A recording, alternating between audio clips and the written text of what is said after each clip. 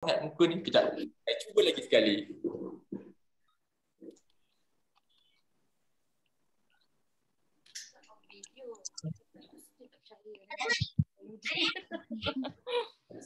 Aduh.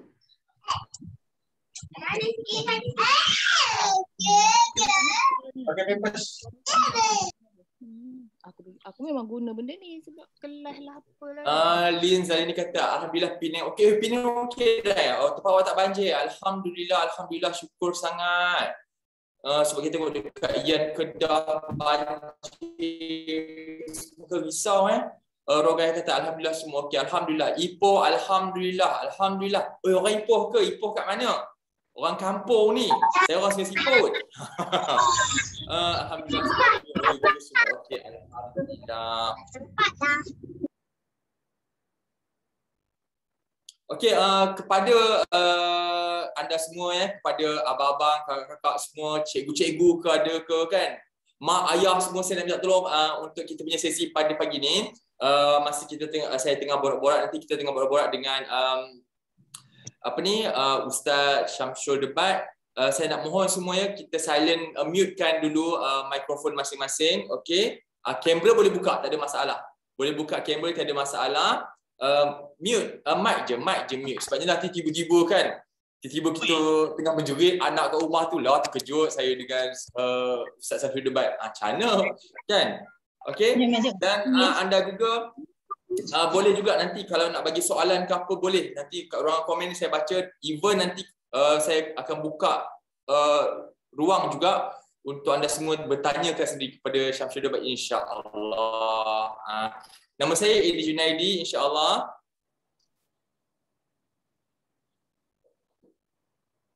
Begini okey tak agaknya? Dalam keadaan saya dah tutup lampu sikit, so kamera saya okey ke ataupun saya buka lampu tadi yang okey?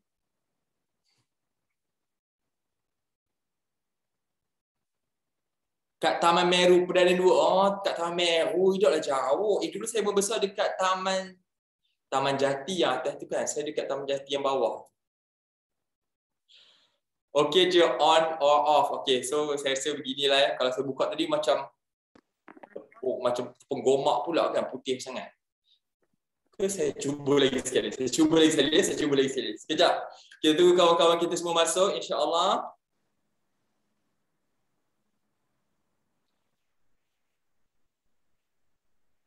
Sekejap ya, saya communicate dengan tim Ustaz Syamsul Debat sekejap.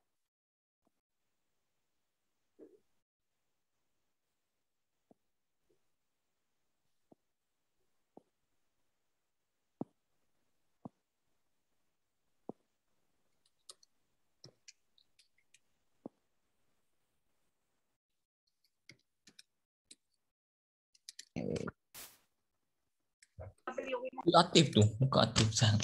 Tutup kamera.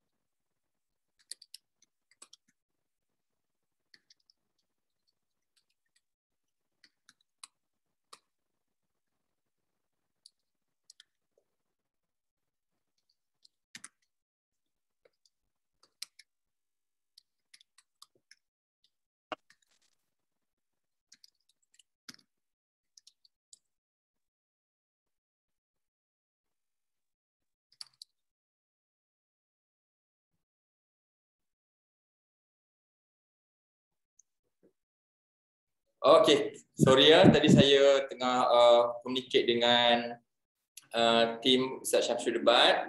Sekejap ya. Kepada anda semua, sambil-sambil kita nak tunggu jam 10 ni, 4 minit lagi begitu kan. Anda boleh juga share link Zoom yang anda dapat tu dengan kawan-kawan ke, saudara mara ke, komuniti anda ke, dekat grup ke apa ke. Tiada masalah. Boleh sharekan supaya ramai yang boleh join kita punya sesi pagi ni, ramai yang dapat dengar perkongsian kita pagi ni kan. Nak tanya soalan dan sebagainya, tiada masalah. Tiada isu pun, tak ada isu pun. Ini tak ada bayar ke apa, kita buat free untuk semua. Tu Erin Hamzah tu ada share link tu. Terima kasih Erin Hamzah, terima kasih banyak. Besar pahala tu kan. So kawan-kawan, kenapa tak dengar? Kenapa tak dengar suara saya ke yang di-mute kan ni? Saya tak mute. Nur Sufiana kenapa tak dengar? Yang lain boleh dengar ke suara saya? Sebab Nur Sufiana kata dia tak dengar suara saya. Dengar, yang kita dengar. Sufiana slow volume adjust kot. Hasimah Zabidi kata dengar. Macam kenal je nama Hasimah Zabidi. Surai Norbi kata dengar. Alhamdulillah. Mas Ayu binti Hashim kata dengar. Alhamdulillah. Minum air sikit. Okay, insyaAllah lagi 3 minit. Siapa yang sampai dalam kereta pun dia tengok tu. Atif Tio. Ambo dalam kereta ke mana tu berjalan tu? Tak apalah.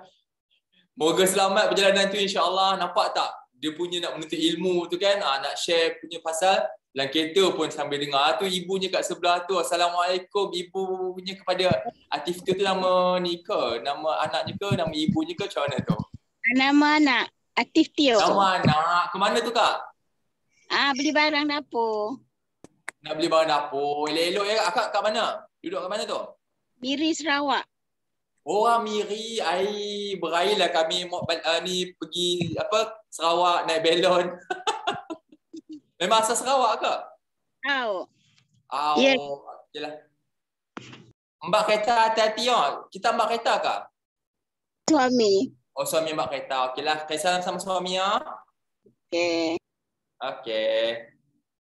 Kita ada berapa ramai pagi ni? Ramai dah masuk ni. Kita ada Nafisah, kita ada Suhaili, kita ada Muhammad Ali Ridwan. Amboi, saya nampak Muhammad Ali Ridwan punya profil tu gambar bulletin 130 Oi. Kita ada juga Muhammad Fazli, kita ada Azlin Shah. Puan Azlin ke tu? Puan ABG. Thank you Puan Azlin sertai kita. Hadidawati. Prasad pun ada juga, Prasad anak lelaki apa saya nampak kali je tu. Azli Nora pun ada. Erin Hamzah, Kari Yusri ada. Wah ramai kita malam ni. Malam ni pula pagi ni. Nampak tak? Saya tak bangun lagi. Okey kejap. Sekejap saya bangun sekejap.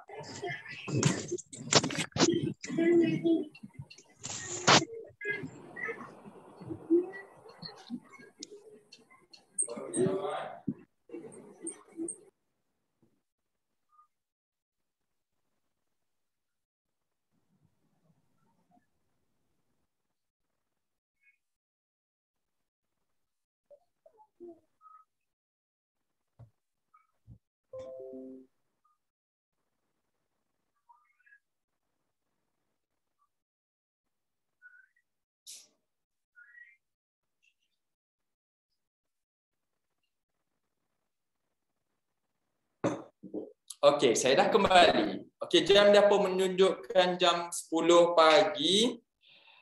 Aidah binti Hamadi kata Assalamualaikum. Waalaikumsalam. Malam ni pun boleh. Okey, sekejap ya. Saya tanya kepada tim Ustaz Syamsul Debat. Sama ada dia bersedia ke belum?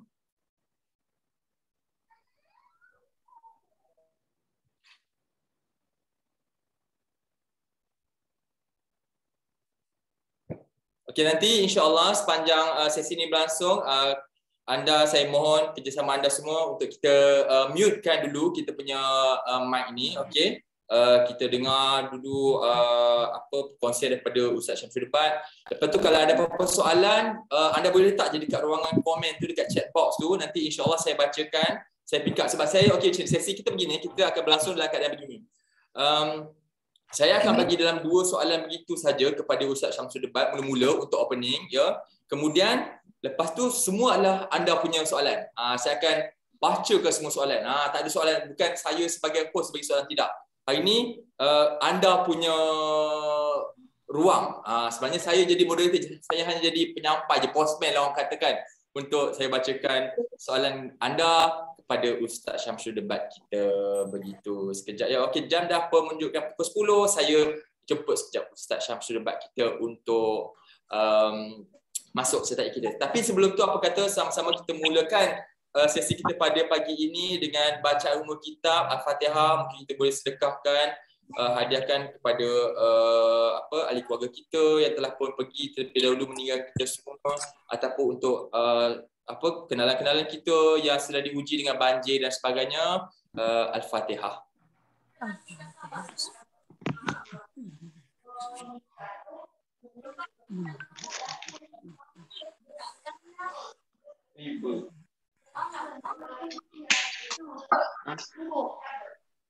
Bagaimana?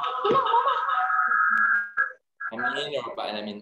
Baiklah, okey, saya perasan ada yang masih belum mutekan mic.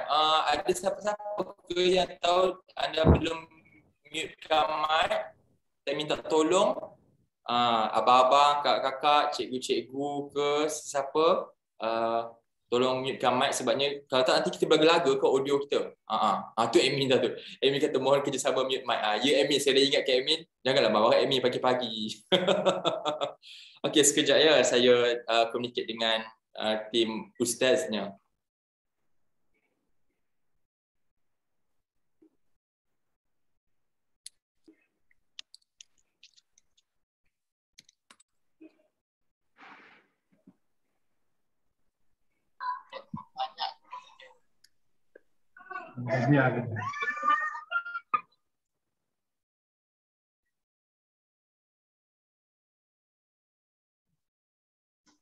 Dan untuk maklumat anda, insya-Allah kita akan juga ada share kita punya sesi live ini di Facebook GPS Bestari. Okey, nanti kalau dah habis session ni ke, kalau ada kawan-kawan yang terlepas ke apa ke, anda juga boleh share daripada Facebook kita. Facebook kita GPS Bestari.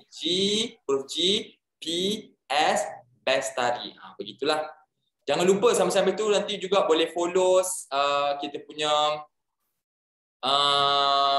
kita punya social media. Kita ada Facebook, kita ada website juga, Instagram, Twitter, YouTube, GPS Bestari. Ada macam-macam info untuk pendidikan, untuk ibu bapa, semua orang ada kat situ. Kita komuniti pendidikan, tiada masalah.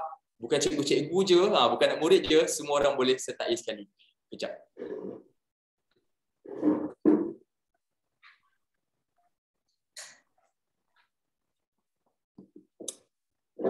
Bangun duduk si moderator ni kan. Okey, saya dah ready dah. Saya dah maklumkan kepada tim Ustaz Syamsul Debat. InsyaAllah kita tunggu ni lah ustaznya join kita. Buat apa ni, Mak? Siapa tu? Buat apa ni, Mak? Siapa yang tak mute mic tu?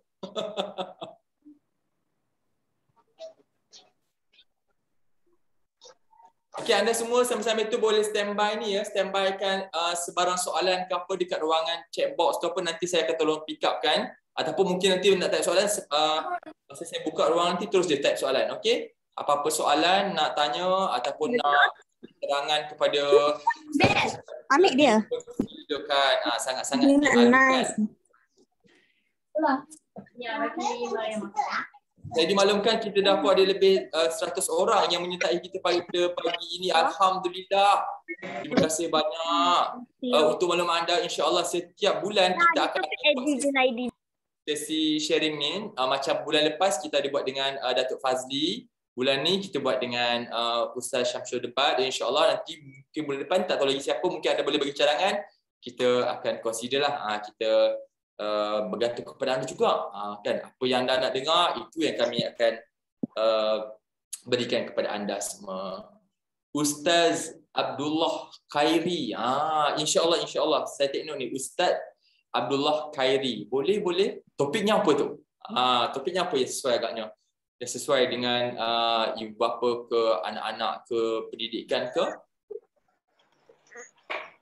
Salam dan selamat pagi semua. Ji, selamat pagi. Waalaikumsalam.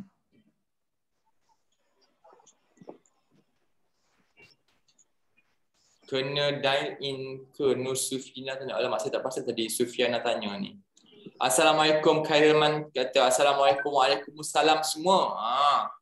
PDPR membawa kebaikan atau keburukan? Okey, tajuk tu daripada Khairman. Admin, mungkin Admin boleh take note juga, Admin. Cadangan daripada Encik Khairman, dia kata PDPR membawa kebaikan ataupun keburukan. Dia cadangkan Ustaz Abdullah Khairi. Begitu. Assalamualaikum dari Lestari Perdana Seri Kembangan. Waalaikumsalam. Oh, tak jauh lah rumah kita. Kembangan. Saya dekat Putra Perdana je. Sebelah-sebelah je kita ni. Nurul MC. Sihat ya Nurul MC. Assalamualaikum semua. Terima kasih. Admin bagi free medium. Saya dah share dengan kawan-kawan. Terima kasih Nurul Ain. Kepada anda semua, boleh share dengan kawan-kawan juga. Tiada masalah. Link ni percuma saja untuk semua. Assalamualaikum.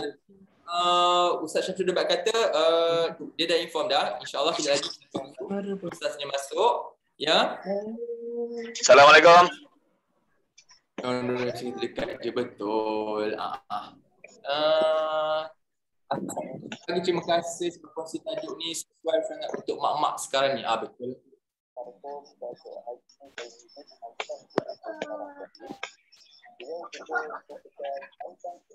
Surya Norbi kata, Assalamualaikum dan selamat pagi from Taiping with love. Wow, orang Taiping. Orang Taiping.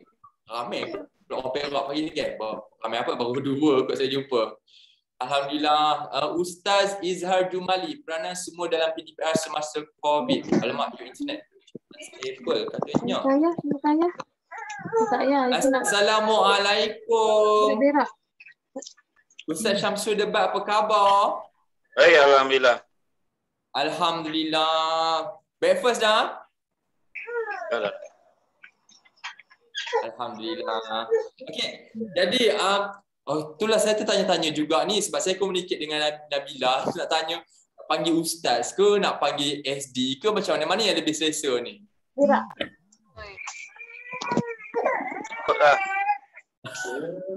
Kebanyakan yang panggil SD je. SD je. Okey, saya panggil SD lah lebih mudah. Dia kalau tanya mana selesa, tanya diri sendiri selesa panggil apa, jangan tanya saya. Kalau ikut saya panggil ustaz. Nantilah. Okey je. Boleh okey.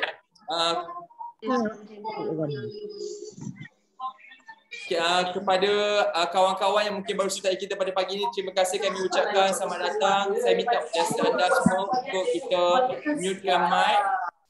Kita ada Syah, kita ada Nur Azwati, minta tolong Syahrir semua untuk mutekan mic sebab kita nak mulakan sesi kita pada pagi ini.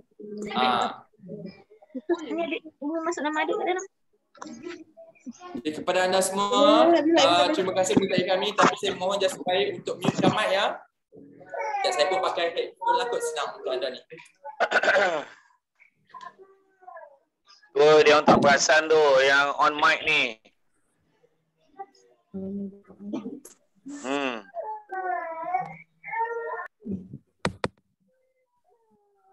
Itu dia. Mana nombor kontak dia?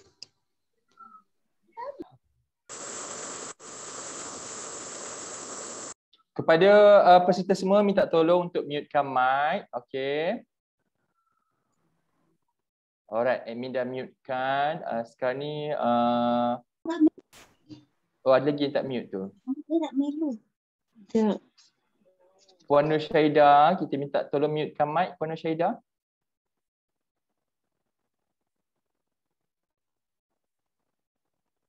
Okey, kam.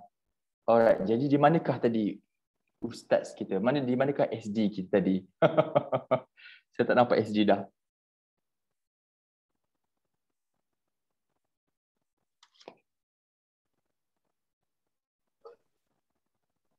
Saya ada lagi lah.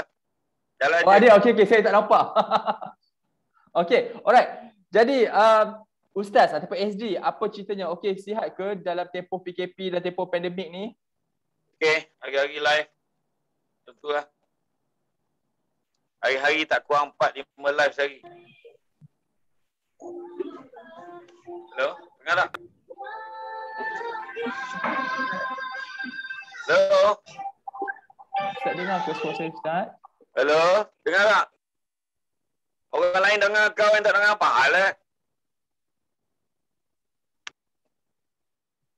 Cubaan 1, 2, Assalamualaikum. Cubaan 1, 2, 1, 2, 3.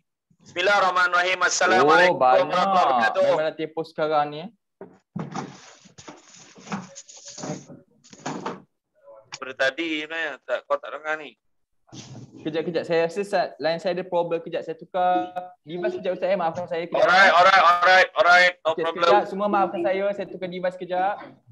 Hujan kat sini kejap. Cepat Samsul. Rau. Mana kau? Pandai.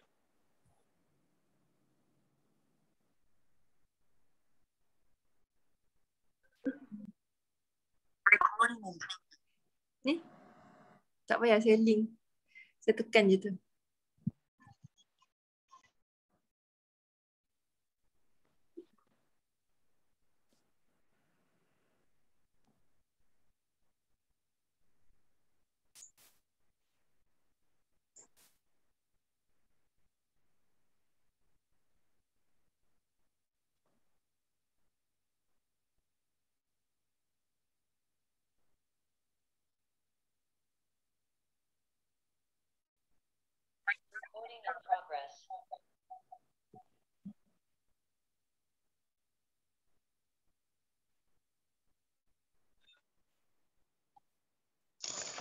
Dapat boleh.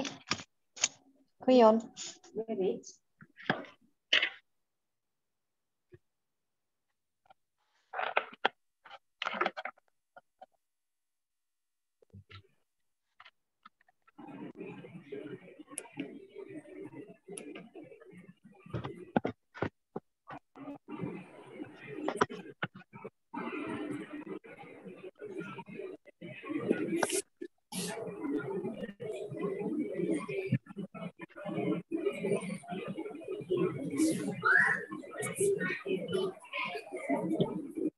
Okey, sekarang ni dah clear saya rasa suara saya. Okey ke? Better ke?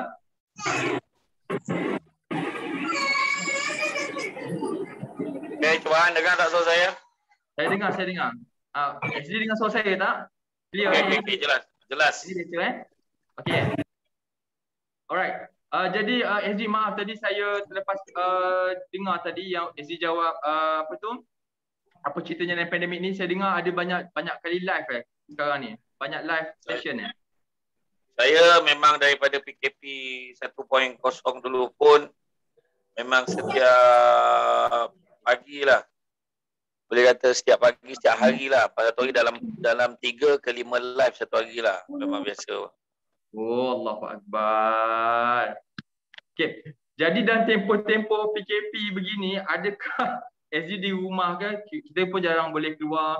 So keadaan SD macam mana? Adakah macam orang lain juga yang ada macam isu, yelah bila tak dapat keluar ni ada macam pressure sikit ke? Adalah saya sebab daripada dulu memang setiap hari travel ceramah sana ceramah sini. So kalau dapat duduk rumah tu happy sangat lah. Alhamdulillah. So saya sekarang kalau bersiaran live ni saya macam sekarang hari ni saya di studio lah di office saya di Seremban. Jadi saya memang keluar lah untuk live. Dan jarak tak jauh pun daripada pejabat nak ke rumah saya dalam 10 minit je. Mudahlah begitu. Okey, jadi Azzi, kita mulakan sesi kita pada pagi ini. Sesi kita santai je insya-Allah. Saya akan bagi dalam 2 soalan itu untuk permulaan dan kita akan pick up lah soalan-soalan daripada peserta kita pada pagi ini tentang isu topik kita pada hari ini. Pada pagi ini ajar anak di rumah. Okey, jadi ke soalan pertama saya lah untuk pagi ni kan. Sekarang ni semua orang masih lagi terikat dengan tempoh PKP, PPN lah sekarang ni kan. Pasal proses pemulihan negara kita khususnya ibu-ibu ni banyak yang kena work from home, lepas tu in the same time kena juga ajar anak-anak kat rumah. Lepas tu macam mana SD melihat perkara ni sekarang ni? Ibu-ibu kena work from home, in the same time kena bantu untuk ajar anak di rumah ni. Saya melihat bahawa kita kena tengok persoalan yang paling besar lah. Soalan yang paling besar, yang paling utama. Sekarang ni kita yalah, macam saya cakap lah, dalam apa benda yang kita buat sebenarnya dalam hidup kita ni kan, kita tak boleh nak puaskan hati semua orang. Apa juga keputusan yang kita buat, kita takkan dapat puaskan hati semua orang. Contoh, kalau kita nak buat jamuan makan lah, jamuan makan panggil alumni kelas kita, alumni sekolah kita. Tengok, kita kalau tanyalah survey, tanya setiap orang, memang kita takkan dapat menu yang sesuai untuk bagi makan semua. Dan akhirnya kita kena pilih satu menu yang rasa-rasa paling tidak boleh makan lah. Dan kadang-kadang atau paling mudah sekali, tak apalah, kita decide je lah nak makan apa. Pandai-pandai lah. Ada 2-3 pilihan. Siapa rasa tak boleh makan, ni makan buah. Tak boleh makan ni, makan ni. Macam tu lah. Siapa saya nak maklumkan sekarang ni? Betul ke isu PDPR ni isu mak tak boleh mengajar? Betul ke isu yang paling besarnya isu anak? Tetapi isu yang paling besar saya nampak dalam PDPR ni adalah isu anak tak masuk kelas. Ini yang paling besar. Kadang-kadang kita fokus betul lah, faham lah. Sekarang ni kalau saya cakap lah kan, macam saya siamah PDPR, boleh kata semenjak PDPR diperkenalkan, memang itulah tajuk yang paling banyak saya dijemput untuk berkongsi lah. Saya kata, kalau saya boleh tanya lah, kadang-kadang ada orang cakap, saya dengan kerja lagi SD, macam mana saya nak ngajar anak saya lagi? Siapa suruh ajar anak kau? Kenapa? Siapa suruh ajar anak kita? Cakap. Sekarang ni ceritanya, isu ni sekarang, cikgu problem sebab anak tak masuk kelas. Kalau anak masuk kelas, satu perkara. Kan, satu perkara. Anak kita masuk kelas dengan tak masuk kelas sama ya. Masalah ada satu lagi. Masalah pertama, tak masuk kelas. Bayangkan percentage. Ada kebanyakan sekolah-sekolah di bandar. Paling tinggi pun not even 30%. Benda ni realiti. Dan yang keduanya, ada banyak juga sekolah di luar bandar, not even 10%. Bayangkan. Itu soalan pertama. Soalan yang kedua, anak masuk kelas dengan tak masuk kelas sama ke? Apa maksud dia? Masuk kelas, macam ni, macam sekarang ni kita buat kelas Zoom ni kan, kita buat kuliah kan. Berapa ramai orang tutup kamera? Berapa ramai? Baik tak ya buat live Zoom? Kan? Kau suruh Samsul buka kamera, kau tutup kamera. Contoh lah. Contoh. Kan? Contoh. Jadi, kemudian, persoalan yang ketiga, yang saya nak timbulkan, kalau dulu anak-anak kita kelas bersemuka pun, kalau ingat kan, ingat tak dulu waktu kita sekolah kan? Soalan yang selalu cikgu tanya di penghujung kelas. Apa soalan biasa cikgu tanya? Di hujung kelas, cikgu akan tanya apa? Cikgu akan tanya, faham tidak ataupun ada apa-apa soalan? Betul. Jadi biasanya apa respon kita? Senyap. Senyap. Bukan dia jawab faham tak faham pun tak jawab. Atau ada yang paling hebat pun ngangguk. Ada seorang dua lah cakap boleh. Jadi, sebenarnya bagaimana kalau bersemuka pun tak tanya soalan, macam mana kita fikir secara online ni dia akan tanya soalan. Jadi, sebenarnya ada orang tulis lah, saya ada tapi saya tutup kamera. Sebab apa? Tapi saya dengar. Cuba kalau aku ceramah aku tutup kamera. Apa kau rasa? Tertuang lah. Kan? Tak, maksud dia sekarang ni mak ayah kena make sure, pertama, make sure anak masuk kelas. Kedua, pesan kat anak, cakap nak, ni abah nak bagi tahu ni.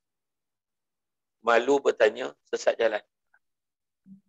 Abah minta tolong, kalau tak faham, terus tanya cikgu. Sebab itu function cikgu sekarang. Cikgu nak tolong, tapi tak boleh nak tolong. Jadi bila anak-anak tak faham, tuan-tuan kena ingat anak-anak ni bila kelas online dia tak faham. Yang dia tak faham, makin lama dia tak faham, banyak benda tak faham. Macam contoh lah, macam siapa nama saudara pengusi, lupa saya. Apa nama? Eddie. Masa lapang Eddie gemar buat apa? Sekarang ni kalau kat rumah tengok TV je, tengok Saya suka tengok dokumentari. Okey. Suka tengok TV lah. Kita tengok TV, dokumentari ke tengok movie ke tak kisahlah.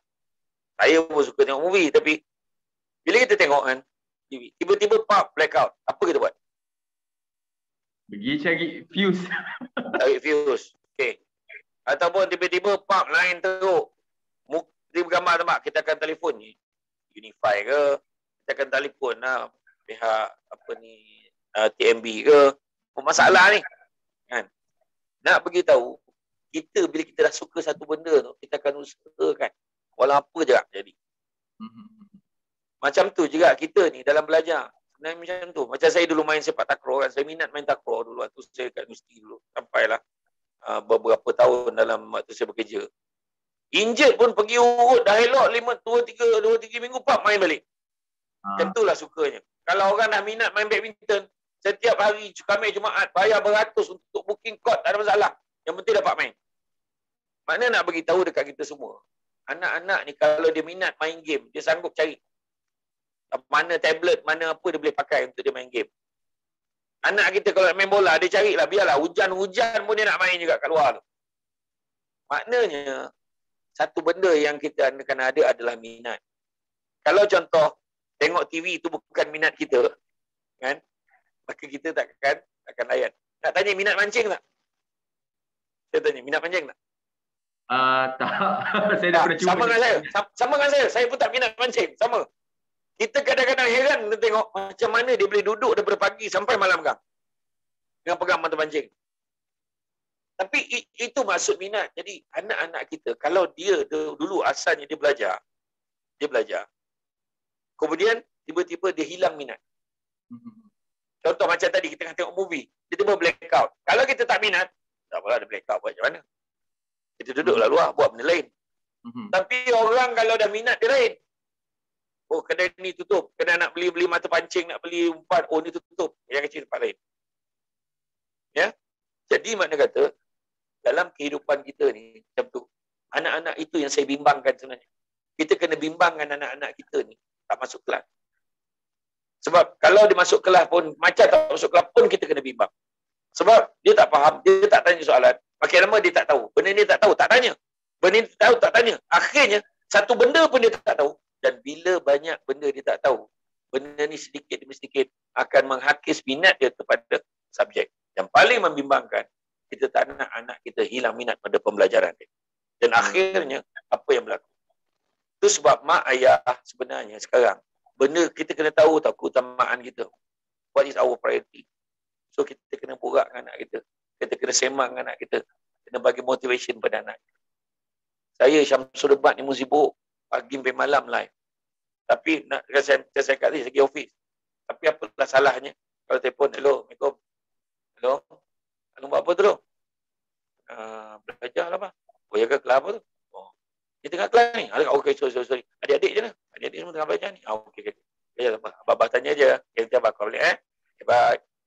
Kita tanya tu pun sebenarnya satu bentuk cakna ambil tahu, ambil berat dengan anak kita. Dia masalah, saya sibuk lah, saya tak dapat lah. Tu saya kata, siapa suruh kau ajar anak kau? Dan isu ni anak tak masuk kelas ni. Tu belum cerita yang on camera tapi main game. Dia tutup kamera tapi main game buat benda lain. Saya cakap benda ni sebenarnya krisis yang sebenarnya. Bila cerita sampai mak bising-bising, mak jerit-jerit, mak marah-marah, cerita ni pasal semua ada satu perkara. Ada satu perkara yang paling besar sekali dalam masalah masyarakat kita. Baik pada pemimpin sampailah orang bawah, masuklah pada masyarakat, masuklah sekolah, masuklah pejabat swasta kerajaan. Semua kita ada satu krisis yang paling besar dalam negara kita ni, iaitu krisis adab. Kita dulu masa belajar, jangan cakaplah dulu tak ada coronavirus. Tak sama. Isu dia sama. Isu dia penghormatan kepada guru. Itu isu dia. Cikgu on kamera, hello, Assalamualaikum, siapa yang dengan ada saya? Siapa yang ada hari ni? Seorang, 2 orang. Tuan-tuan fikirlah. Mak ayah kadang, saya yakin di kalangan mak ayah yang ikut program kita hari ni, ada yang jadi cikgu. Tanya dia. Betapa azabnya nak mengajar secara online. Bukan senang. Kita pun jadi fed up. Kenapa lah, itulah, inilah. Kita pun kadang pening kepala. Bayangkan cikgu nak kena siap material. Cikgu ni ada pengetua pantau dia. Ada pejabat pendidikan daerah PPD yang pantau dia. Ada kementerian pantau dia. Ni mak ayah ni siapa pantau cakap? Itu sebab mak ayah kadang-kadang, saya pun tak faham. Hari tu kau marah. Ni kenapa susahlah PDPR ni, cepatlah buka sekolah. Bila kerajaan umum buka sekolah, marah pula kenapa buka sekolah. Kau nak apa mana? Ni cerita betul. Cerita betul. Kita ni memang bagi apa benda pun memang itu macam saya kata di awal tadi, kita takkan dapat puaskan hati semua orang. Tapi apa pun, soalan yang ditanyakan tadi soalan yang baiklah. Pada saya, apa pun dalam hidup kita ni, kita kena tahu keutamaan ni. PDPR ni benda baru. PDPR ni benda baru dan kita kena terima hakikat kita belum dalam keadaan bersedia lagi untuk melaksanakan PDPR ni. Maknanya semua orang tak bersedia. Dan dalam hal ni, nak menyelesaikan masalah ni satu je. Semua orang kena mainkan peranan masing-masing. Ya. Main peranan masing-masing. Jadi insyaAllah, bila mainkan peranan masing-masing, dia faham. Dia macam ibu, saya bawa sikit lagi. Dan seorang ibu ni bila dia bangun, dia buka pintu, dia bangun, dia mandi, dia keluar, dia bangun, dia tengok suami tidur lagi. Dia pun cakap, anak semua bangun, dia pun loudspeaker. Seorang mak memang macam tu. Mak memang loudspeaker man. Ibu loudspeaker, bangun, kau apa ni, cepat, nak kelar kejap lagi. Dia pun siapkan sarapan. Nasi goreng ke apa, letak dekat meja makan. Kemudian dia jerit, cepat bangun, cepat. Mak nak siap ni. Mak yang pun masuk dalam bilik air, mandi. Suami mengangkang lagi tidur. Bila maknya ni keluar daripada bilik air, tengok, tidur lagi, seorang turun. Tengok suami tidur lagi. Tapi itu tak kecewa lagi. Yang paling mengecewakan, bila ibunya dah siap, keluar daripada bilik, melihat sarapan masih lagi belum disentuh oleh anak-anak. Sebab anak-anak belum bangun. Dan kemudian bila pergi dekat bilik, menjerit, cepat siap. Anak-anak pun keluar kabutlah siap. Lepas tu anak-anak keluar. Lambat seorang tergigih makan, seorang makan berterabur. Melambatkan proses yang sepatutnya siap awal. Sebab kita tahu kebanyakan rumah meja makan adalah pusat utama PDPR. Dan kemudian lambat siap, lambat masuk kelas. Kemudian dengan pinggan berterabur dekat sinki. Sebab apa? Sebab dalam rumah tu, dalam situasi yang saya cakap yang banyak berlaku dekat rumah ni. Sebab hanya seorang ibu yang berfungsi dalam rumah. Sedangkan bila kita kata institusi keluarga bermaksud struktur mekanisme untuk menjalinkan kerjasama antara fungsi di segenap ahli-ahli organisasi. Bila ahli-ahli tak mainkan peranan, parahlah. Cuba kalau kita tukar situasi yang kedua. Maknya bangun, bang. Jadi dia pun bangun. Yang ayah ni bila mak ni pergi dekat dapur nak menyiapkan sarapan, ayah ni datang terus pergi bilik anak. Tak payah jerit. Cakap aja di wahyu. Tu cerita dia. Nampak ke bilik? Bangun. Anak zeram, agak macam mantu Cina masuk dalam bilik air. Mandi seorang-seorang. Siap. Bila isteri dah siapkan sarapan, susun dekat meja, isteri tak payah tanya banyak. Dia tu masuk bilik air, dia bersiap pula. Bila bersiap, dia keluar, tengok semua dah ready nak makan, dia pun join makan sama. Cepat makan, cepat kemas. Dan setiap orang main peranan, basuh pinggan masing-masing, settle. Semua cepat. Boleh kerja tepat masa, boleh masuk kelas, ikut masa. Ya. Ini salah satu sebab kebisingan yang melanda dalam rumah yang menyebabkan stres berpunca daripada diri kita sendiri yang gagal menjalankan. Ayah main fungsi, isteri main fungsi sebagai isteri, sebagai mak, dan anak-anak main fungsi untuk belajar. Allah. Itu. Okey, itu soalan daripada saya SD. Ini saya pick up soalan daripada kita punya peserta pada pagi ni. Okey, ni daripada Wana, dia daripada SAS Daripada SAS dia kata macam mana cara nak bagi semangat tu ya. Saya memang perlu bantuan sangat. Sedih kadang-kadang, asyik marah anak katanya. Sebenarnya sedih sebab tak dapat duduk sebelah waktu bantu anak-anak kerana keperluan bekerja, work from home sangat pack dan meeting. Dia kata macam mana nak bagi semangat tu SD. Dan dapat semangat tu macam mana caranya. Sebab dia kata dia pun tak nak marah tapi dia terpaksa macam tu. Daripada SAS. Okay. Dia macam kalau kita tengok ramai je orang yang sibuk dalam dunia ni. Ayat dia bukan kau yang sibuk kan, ayat dia. Macam tu. Semua orang sibuk. Ada aja kesibukan masing-masing. Walaupun duduk di rumah. Ni cerita betul. Tetapi Allah bagi kita sama.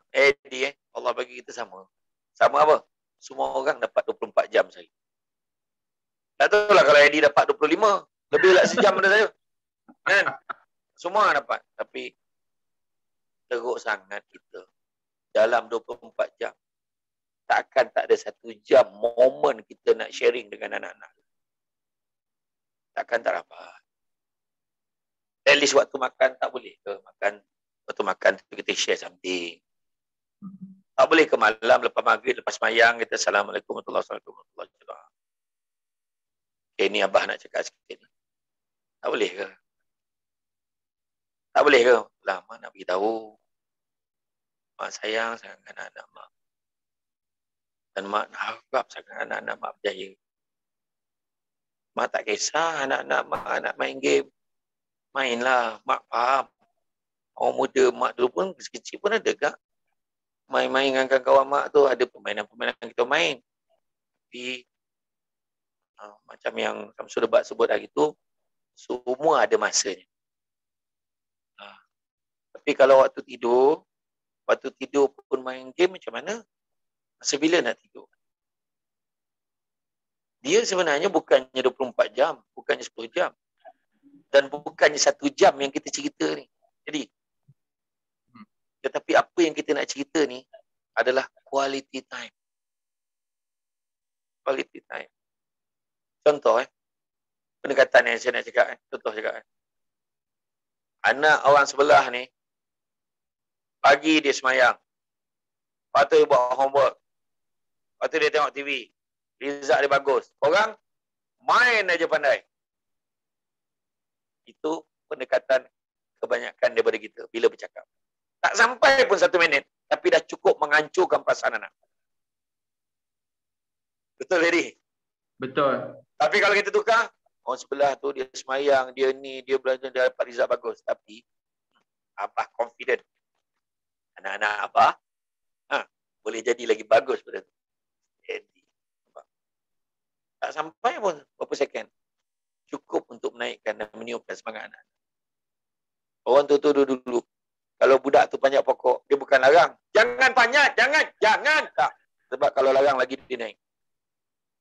Orang dulu, naik, tinggi lagi, naik sampai atas. Kau naiklah sampai atas, kau jangan turun. Turun budak tu, tak jadi dia naik.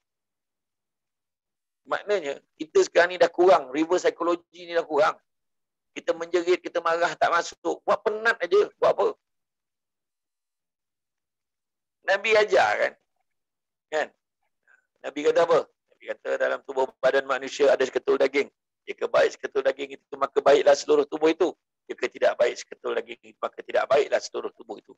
Ketahuilah bahawa sesungguhnya seketul daging itu adalah hati. Nak cakap semua biar dengan hati kita. Saya tuan-tuan ingat apa marah anak hari-hari itu tak ada tuan. Satu lagi, saya paling tak boleh terima bila ada mak ayah boleh cakap dengan cikgu, nak buat macam mana cikgu? Anak saya tak bangun. Payah nak bangun. Dan seorang, anak saya ni macam tu, malas sikit. Tak maaf lah, orang tua dulu, ayah saya dulu. Kau ni kan kahwin beranak lah pandai. Betul? Ni cerita betul. Orang tua dulu cakap. Maknanya kita ni, anak kita tanggungjawab kita. Nabi sebut apa? Anak ni ibarat kain putih, terserahlah pada kita untuk mencorakkan. Dia nak menjadi Yahudi, Nasrani, Majusi. Kita yang kena kontrol dia. Dan ada sebab orang tua dulu sebut apa? Melentur buluh biar dari rebungnya jadi. Ada sebab. Sebab apa? Sebab rebung ni lembut lagi. Boleh lentur. Boleh mengkok-mengkok lagi. Boleh buat apa bentuk lagi. Dah jadi buluh. Standard jadi lomang. Bawalah makan habis. Buang. Itu je. Tak ada guna lah. Itu sebabnya penting kita kontrol. Ingat ya mak ayah semua. Orang yang bijak sentiasa nampak jalan pada setiap masalah. Bukannya nampak masalah pada setiap jalan. Wallahualam. Allahualam. Itu dia. Lepas tu, okay, ni saya rasa daripada cikgu ni SD, dia tanya soalan dia ialah, saya alami murid hampir 1 bulan tak masuk kelas. Telefon pelajar banyak kali tiada respon. Bila hubungi ayahnya, jawapan yang saya terima tidak tahu pun anak ada kelas dan jadual. Begitu pula. Cikgunya dah follow up ni. Tapi bapaknya pula kata, ibunya pula kata macam, tak tahu pula anak dia ada kelas. Macam mana tu? Macam tu kalau saya cakap kan, berhentilah jadi mak ayah. Saya macam tu, berhentilah jadi mak ayah. Sebab apa? Kalau kita tengok kan, cikgu ni, kita tengok tu, saya cerita tu lah masalah mak ayah apa dia. Yang pertama, masalah mak ayah kita, masalah domestik, masalah tapak diselesaikan, putus asa, perselisihan faham, tu pertama. Masalah yang kedua, faktor hubungan, komunikasi. Suami isteri pun komunikasi tak berapa baik. Tak macam dulu masa mula kahwin dulu, I love you, you love me. You jump, I jump, Titanic. Tak ada. 3, faktor keuangan, masalah kerjaya. Dia ada masalah dia. Mungkin hilang kerja, mungkin hilang pendapatan, ataupun gaji dipotong. 4, faktor sara hidup yang tinggi dan dia tak boleh nak penuhi sara hidup dia.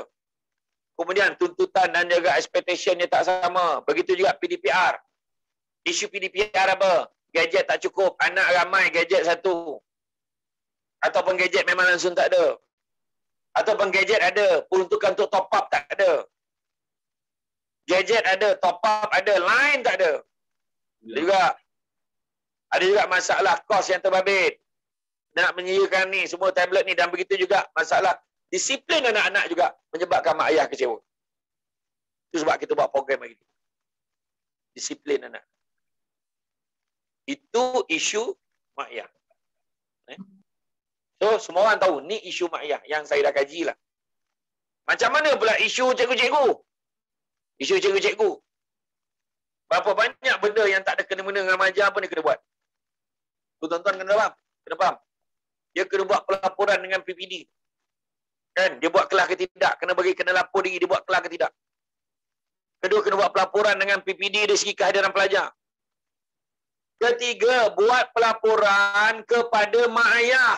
Nak beritahu anak kau masuk kelas ke tidak? Anak kau hantar homework ke tidak? 4, kena buat RPH, rancangan pengajaran harian. Kena bersubmit. Lepas tu cikgu, mak bapak cakap, buatlah ni, buatlah sedemikian. Kenapa tak buat dekat YouTube? Lepas tu kenapa tak buat Zoom? Kenapa tak buat Google Meet? Buat, cikgu pun ikutlah buat. Anak tetap tak datang kelas. Kemudian guru kena buat itu ini dah ngikut ini, tetapi respon balas mak ayah. Yang tadilah, dia tak tahu pun anak dia tak masuk kelas. Dan dia paling best sekali, dia tak tahu pun anak dia ada kelas.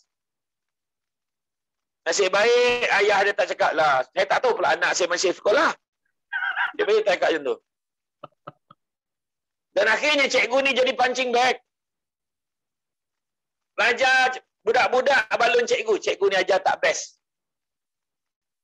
Kedua, pelajar-pelajar balun cikgu juga. Burn out lah, tak boleh belajar dah. Pack dah, penuh lah, macam-macam sangat. Banyak sangat kerja cikgu bagi.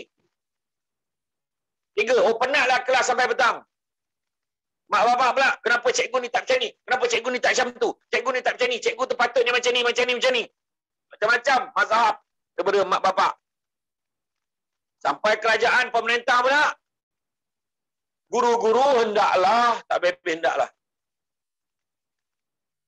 Sebenarnya, tuan-tuan dan puan, nak bagi tahu apa? Nak bagi tahu semua orang ada masalah. Semua orang ada masalah. Saya fikir kalau sebab saya pernah jadi guru dulu. Bukan kata sekarang saya tak boleh.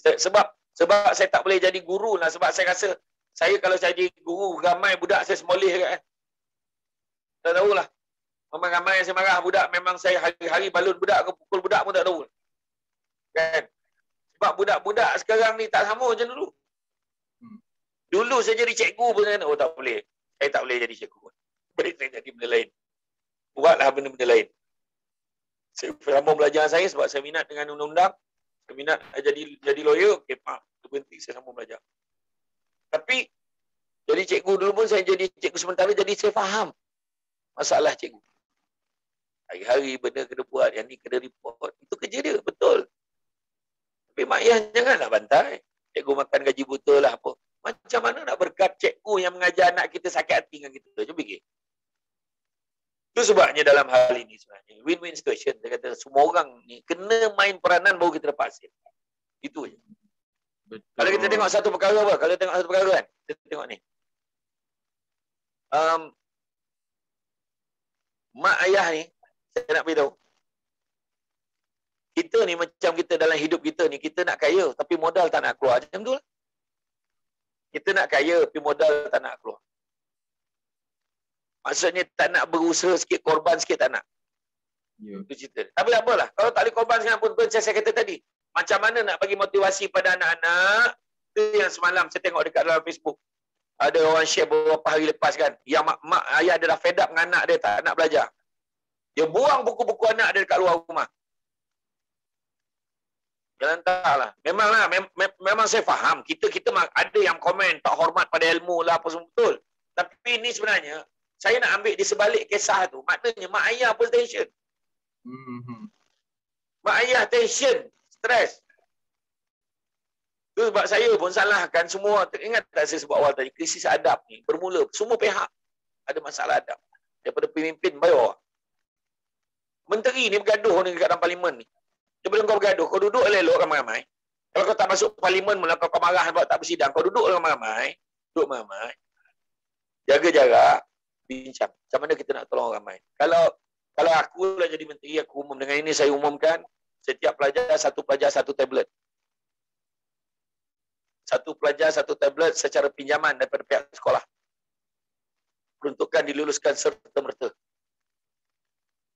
Bila budak ada satu tablet, dalam tablet tu dah siap install buku teks dekat dalam dia. Boleh buat tak? Boleh. So tak payah lagi bawa buku berbanyak. Dan saya juga akan umumkan setiap taman-taman perumahan dan kampung-kampung akan diperlengkapkan dalam tempoh 5 bulan saja saya bagi. Saya suruh siapkan perlengkapkan wifi percuma.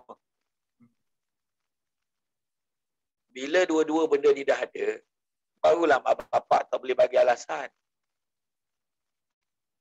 Untuk makluman Eddie, ada beberapa sekolah yang kerajaan pilih. Tak semua kerajaan telah pilih beberapa sekolah. Dah diberikan tablet secara percuma kepada golongan B40, orang susah. Bagi tablet.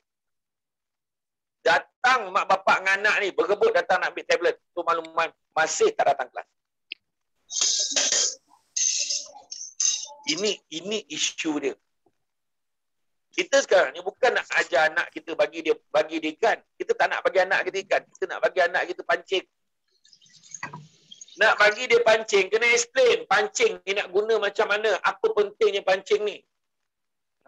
Apa gunanya pancing ni? Bagaimana cara kita nak baling? Kalau dekat laut macam mana? Kalau dekat sungai macam mana? Kalau dekat kolam macam mana cara mancing ni? Macam mana cara? Apa umpan sesuai? Semuanya kita kena terapkan. Dan kita kena, dia takkan jadi apa-apa kalau dia dapat batang pancing. Kalau dia tak tahu nak buat apa dengan batang pancing tu. Tak ada guna. Nak bagi analogi contoh, pelajar-pelajar di IKBN, ada bila saya bagi motivational talk kat sana, IKBN kan, Institut Kemahiran Belia Negara kan. Saya pernah pergi sana dan saya pernah minta tolong cikgu dia tu, member saya kata boleh tak minta tolong nak cat kereta saya. Kereta tu kalau cat di kedai Cina biasa dekat luar dalam 4-5 ribu. 4-5 ribu macam tu lah. Tapi bila cat dekat sana, dia ambil harga cat dengan ni, bayangkan Crystal White dapatlah 1,000 lebih. Masa tu lah 1,000 lebih. Luar dalam. Cantik buat. Dia kata hebat betul. Dia kata rupa-rupanya ramai anak-anak dekat dalam tu. Yang bila keluar, ada di kalangan anak-anak yang belajar dekat IKBN ni rupanya. Yang pandai buat repair kereta dan sebagainya. Bila dia keluar, dia buka bengkel dan dia berjaya buka bisnes dan dia berjaya menggaji 10 ke 15 lagi budak-budak kampung dia bekerja dengan dia. Itu maksud bagi pancing. Jadi saya cakap dengan cikgu dia, senanglah budak-budak ambil keluar besok. Apa kata cikgu dia? Cikgu dia kata, tak ada Ustaz. Dia kata, ramai yang keluar, sudahnya tak buat apa yang kita ajar, Sudahnya keluar, dia kata kerja pasar raya lagi senang, dapat duit per bulan. Maknanya mentaliti anak-anak kita kalau kita tak ubah, dia akan jadi macam tu. Ya. Dia tak nampak kepentingan dia kena belajar. Kita dengar hari-hari, dulu zaman kita Eddie dulu, tak tahulah, Eddie sekarang umur apa Eddie? 35 SD. 35. Okey, lebih kurang lah. Tak ada, kalau nak ikutkan sebenarnya, dulu tak ada motivasi sekolah rendah ni, tak ada. Oh, sama motivasi, sikit motivasi. Belajarlah bersungguh-sungguh. Tak ada mana mak ayah nak cakap. Belajarlah rajin-rajin nak. Mak pun bancuh kopi. Kau minum nak. Belajar. Memang itu pembohong drama Melayu. Dari mana dah? Yang ada, mak kita ada. Kau nak belajar, tak nak belajar, sudah. Itu satu. Yang kedua, itulah motivasi paling banyak tu dapat. Kalau kau nak jadi orang, kau belajar. Kita pun terfikir, selama ni aku bukan orang ke? Kan? Rupa-rupanya mak ayah kita ni nak cakap sejajar dengan apa Nabi pernah sebut. Khairun nas anfa'uhum linnas. Sebaik-baik manusia boleh beri manfaat pada orang lain. Anak-anak kita, kalau kita biarkan dia main game, kita biarkan dia buat apa yang dia suka tanpa kawalan, jangan menyesal satu hari nanti anak kita tak jadi orang. Ya. Saya cakap, sebab apa? Tu sebab kita kena bagi. Nak, cakap kat dia, ni abah nak cakap sikit. Saidina Ali bagi tahu, harta ni makin kita belanja makin habis nak. Tapi belajar makin banyak, kita belajar makin banyak pun kita tak tahu. Harta ni, sikit ke banyak, tetap kau kena jaga. Tapi ilmu, lagi banyak ilmu yang kau ada, ilmu yang akan jaga. Jadi hormat guru. Kalau kau nak berkat, hormat cikgu. Masuk kelas. Macam mana susah sekalipun, kena belajar. Berzaman mak ayah, atuk nenek kita lagi susah dulu. Tapi dia nak belajar, tapi tak boleh. Sebab kekangan, keuangan, kemiskinan dan sebagainya. Tapi kita ini dah berjaya, kita mungkin tak rasa. Tapi kita kena bagi anak kita ni berjaya juga. Sebab Saidina Umar kata dalam mendidik anak ada 3 peringkat. Pertama, 7 tahun pertama layan anak seperti raja. Apa dia nak bagi? Jangan risau, kena RM2 banyak. 7 tahun kedua, layan anak seperti hamba. Bukan semua benda dia boleh dapat. Sebab dia jadi hamba, banyak kerja dia kena buat dalam rumah tu. Bagi tugas pada dia. Dan selepas 14 tahun, layanlah anak seperti sahabat. Masalah kita, sampai budak 15 tahun, masih lagi layan seperti raja. Dia nak motor pun bagi. Dia nak apa pun bagi. Kita merosakkan anak-anak kita. Itu sebab, tepuk dada tanya iman. Atau Pak Ngah saya di Perak tu, dia memang kalau dia bercakap memang pedas sikit. Dia pernah, saya dengar dia cakap satu perkara. Siapa yang ajar anak, korang ajar. Tu salah. Maksudnya, anak kita baik ke tak baik, tanya mak ayah. Allah. Okay.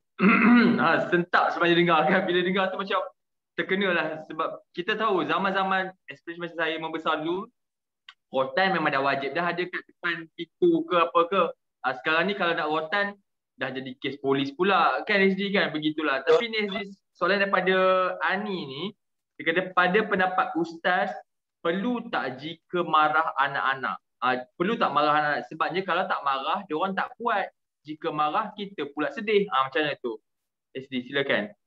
Dia konflik kat situ. Dia kata kalau tak marah, tak masuk kelas, tak buat kerja sekolah pula PDPR ni. Kalau dah marah, jadi isu lain pula.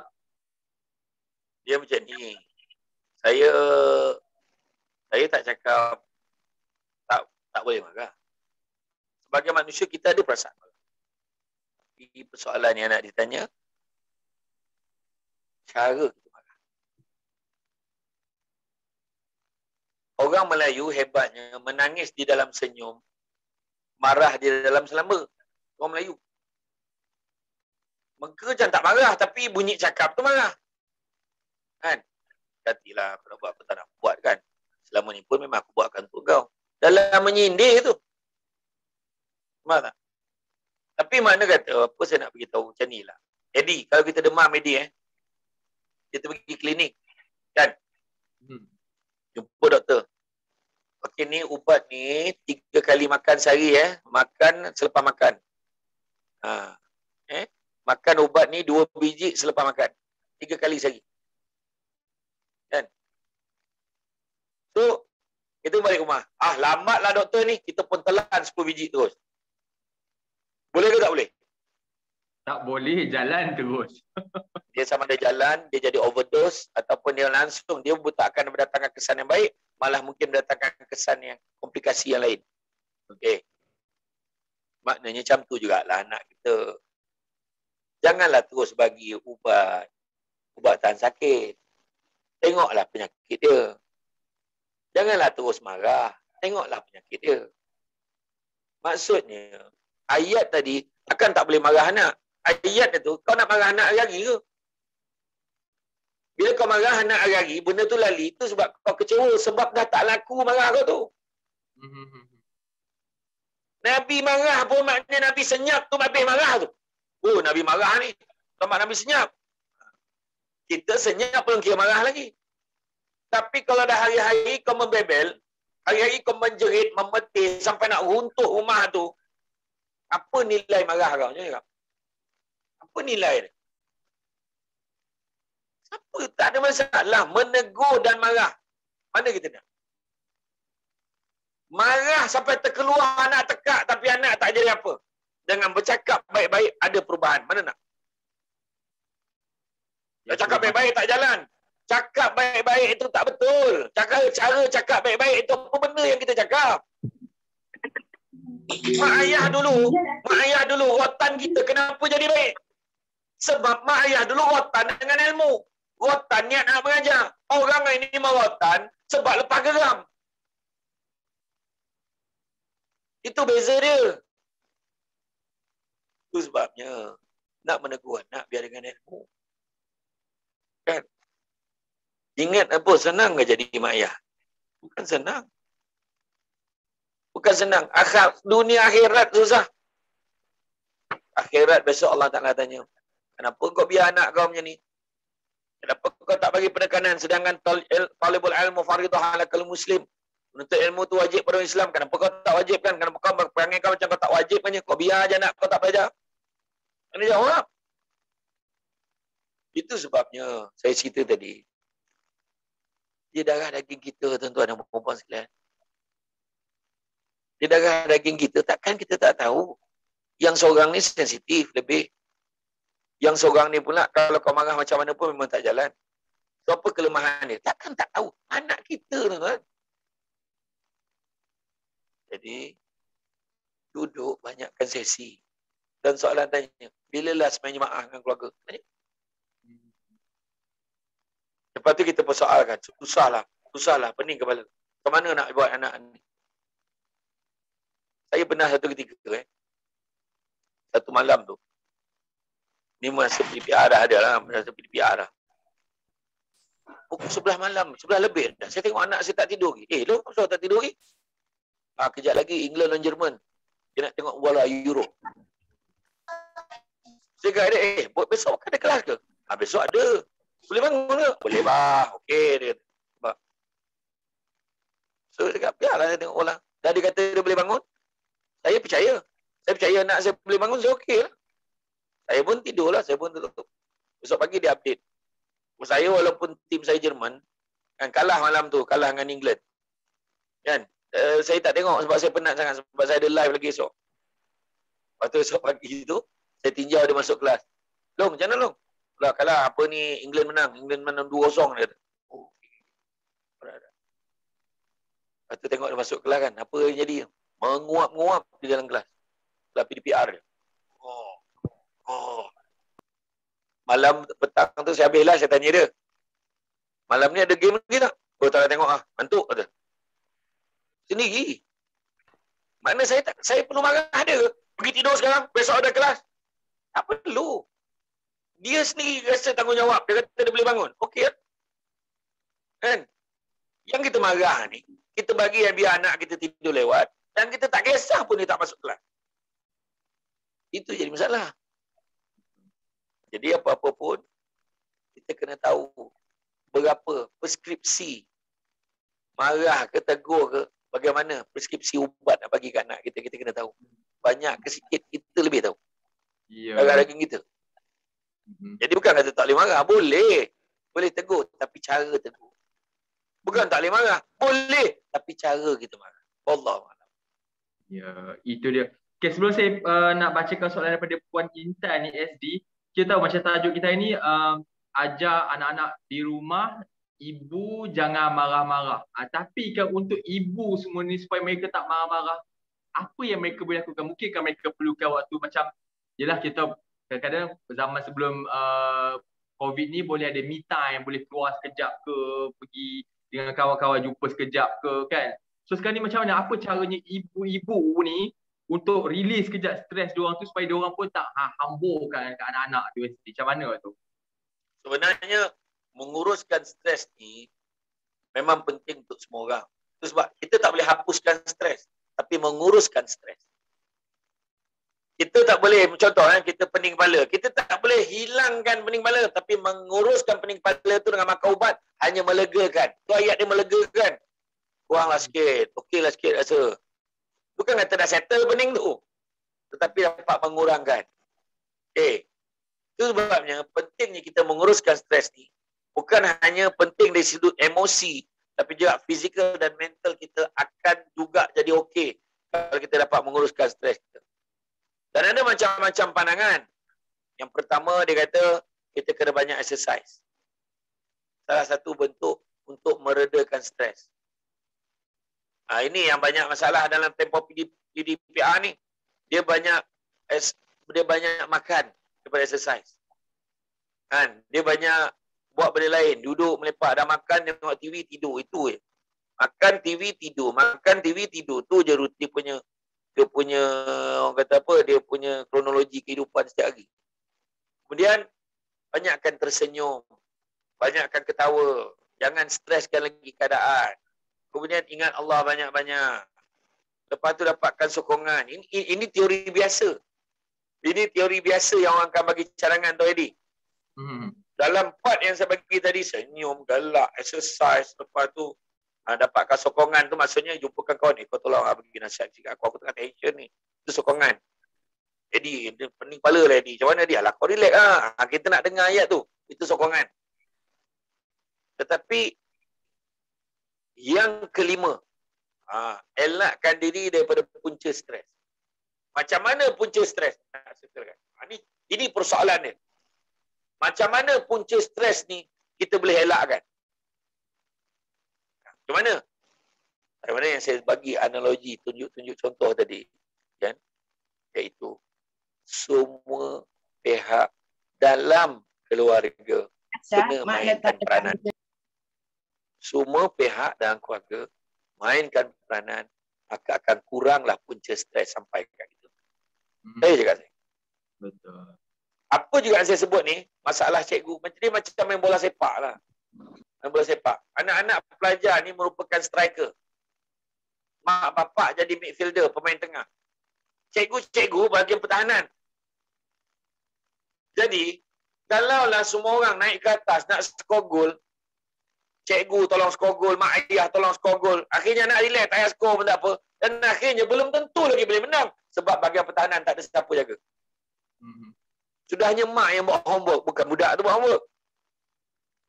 Attention tu. Ataupun semua main kat defense ni, bertahan, tak nak bagi gol. Betul. Tapi paling kuat kita akan seri, kita tak akan berjaya. Sebab semua mempertahankan gol. Ya.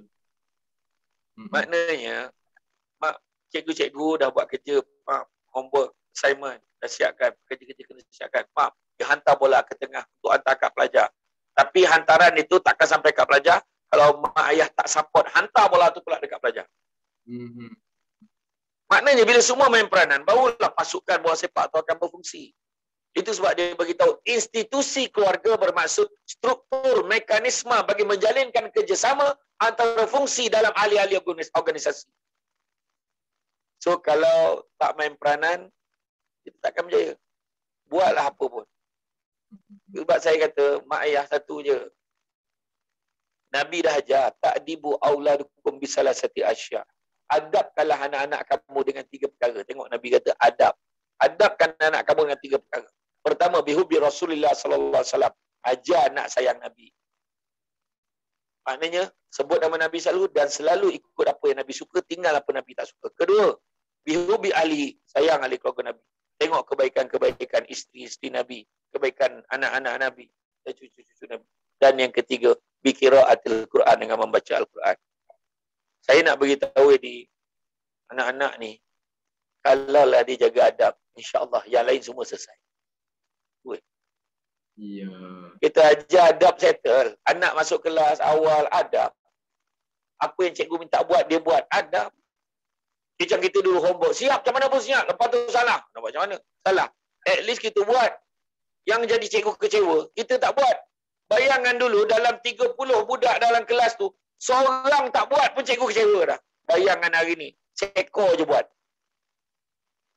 Bayangkan. Macam mana frust dan tensionnya seorang guru tu. Bayangkan. Saya nak bagi tahu bab adab ni, tuan-tuan dan puan sekalian. Orang dulu sangat mementingkan adab.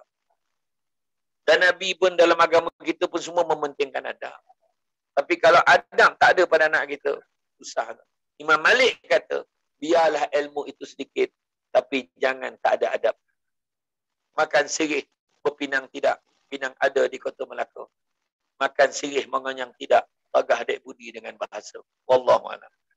Allahualam, itulah dia. Okey, kejap lagi insya-Allah kita akan buka ruang untuk mungkin kita pilih dua daripada kita punya rakan-rakan hari ni, SD, untuk diorang tanyakan sendiri soalan kepada SD insya-Allah. Tapi ni daripada Intan ni, Puan Intan ni, dia kata tajuk untuk ibu jangan marah-marah sebab ibu lebih rapat dan dekat dengan anak-anak sewaktu PDPR. Dia kata terima kasih para ibu. Tapi bagaimana pula dengan peranan bapa? Ini saya faham sebab macam tadi SD pun dah sebut semua pihak kena bekerjasama, tapi saya rasa ini mungkin kita boleh ubah sikit soalannya ialah kepada macam ibu dah stres ni, memang kat rumah dah, SD pun dah kongsikan caranya macam mana. Kadang-kadang bapa ni, kita tahu lelaki ni ego dia lain kan, pergi kerja balik rumah bila tanya bang okey ke bang, okey macam tu kan. So macam mana agaknya dia kata ni mungkin nak bantu bapanya pula, suaminya pula, macam mana? Kalau tak boleh nak menyenangkan orang, jangan nyusahkan orang. Itu ayat kita. Maksudnya jadi mak ayah ni, sebagai suami, saya selalu kesian tengok isteri saya. Jadi apa yang kita boleh ringankan, kita bantulah. Masuk rumah, nampak isteri penat, stres. Kadang-kadang tak tanya pun. Malas saya tengok muka. Masuk, tarik muka. Kenapa kita tak tanya? Kenapa muka kau macam ni? Tanya. Yang, pasal ni, stres nampak. Kerja banyak hari ni. Oh ya ke? Duduk ni abang picit sikit lah. Ataupun, nampak isi kat dapur. Buat apa tu? Pergi masuk bilik air, pergi mandi. Biar abang sambung. Suami sambung basuh pinggan. Bukannya apa sangat pun. Buat sekali setahun pun kegembiraan isteri kita sepanjang tahun. Mana kata nak bagi tahu? Kalau kita ni tak boleh menyenangkan orang, jangan nyusahkan orang. Pada awal saya beritahu tadi, menunjukkan buatlah apa juga yang kita boleh buat sebagai seorang lelaki. Jangan berbangga dengan ayat beras kita beli. Sekarang ni kita ni sebagai seorang suami, seorang lelaki, tanggungjawab mengajar anak ni tanggungjawab suami sebenarnya. Nabi dalam Islam ni sebenarnya beritahu, tugas perempuan ni melahirkan anak dan melayani suami. Dua tu. Tanggungjawab seorang perempuan melahirkan anak dan melayani suami je. Yang lain semua kerja suami. Tak usahlah. Tetapi memang dari segi uruf, dari segi adat kebiasaan orang Malaysia ni, isteri banyak buat kerja dekat rumah. Jadi sebagai suami, appreciate, hargai. Sebab saya selalu cakap, baiklah yang masak semua. Abang pun tak boleh buat apa yang buat.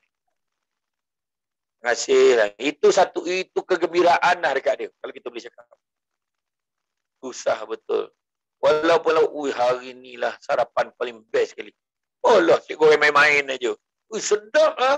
Nampak? Cakap tu. Berbunga-bunga lagi hati dia. Dia fikir besok nak masak apa pula. Itu sebenarnya. Ini jadi suami dengan kayu sama. Suami dengan kayu kat luar rumah tu sama. Suami dengan batu hiasan dekat tepi jalan tu sama. Sama. Tak ada beza dengan batu dengan kayu tu. Beza kita ni ada hati dan perasaan. Kita ni ada akal. Takkan tak boleh cuti. Dekat pejabat kita boleh nampak Eddie banyak nak kerja. Buat ni sikit aku tolong. Boleh pula. Dengan isteri ni yang sehidup semati dengan kita ni kita tak boleh tolong. Itu sebabnya Buya Hamka kata, hidup kalau sekadar hidup, babi di hutan juga hidup. Kerja kalau sekadar kerja, kera di hutan pun bekerja. Nak begitu apa? Kalau kita ni apa? Kalau kita tak ada hati dan perasaan, kalau buat kerja ni tak adalah target kita, sasaran kita tidak kerana Allah. Tak ada bezanya kita dengan babi dengan kera yang disebut oleh Buya Hamka. Jadi, mainkan peranan. Kan? Jangan kita ni ada tak menambah, tak ada tak mengurang. Oh ni 9 je kau. Kan? Biar ada Eddie mana Eddie? Eddie tak ada. Alamak, ya dia tak ada. Aduh mak, mana? Kenapa? Ada banyak benda ni nak minta dia tolong ni. Ni tak, Eddie tak ada. Tak ada. Elok sangat dia tak ada. Oh, lega dia tak ada. Jangan macam tu. Tanya balik diri kita. Kita ni macam mana? Itu sebab suami kadang-kadang bila suami balik bingil, balik dah orang tua ni. Maknanya tak function suami tu. Jadi tepuk dada tanya iman. Kita masuk kategori yang mana? Wallahualam. Allah, itulah dia. Okey, sebelum saya izinkan kita minta kawan-kawan kita untuk tanyakan soalan sendiri. Ini ada perkongsian daripada Erna Sosilawati. Dia kata, saya sebagai guru juga ingin yang terbaik buat anak-anak. Sendiri kena pandai handle semua masalah, memang akan ada. Jangan anggap semua perkara stres. Selesaikan satu persatu, kena sabarkan diri, istighfar banyak, insya-Allah Allah akan mudahkan. Yang ni dia cikgu, dia juga mak, lagi kompleks ni SD Betul. Kebanyakan guru adalah ibu. Dan Betul. dia sibuk mengajar anak-anak kita. Dan sedangkan anak dia sendiri pun kadang kita sempat ajar. Iya. Itu sebab saya kata sekarang ni kita bukan isu anak kita nak tahu sumpah kita kerja nak ajar. Siapa suruh ajar anak kita? Yang penting pastikan dia masuk kelas. Nak pasti dia masuk kelas, cakap baik-baik, motivate dia, bagi semangat hari-hari untuk dia belajar. Nak kau terlangkup ke, kau tertonggeng ke, kau terbalik ke, kau terbaring, kau terluka ke, kau kena masuk kelas, kau kena belajar. Kena belajar. Tengok kat luar nak. Berapa ramai orang naik bendera putih.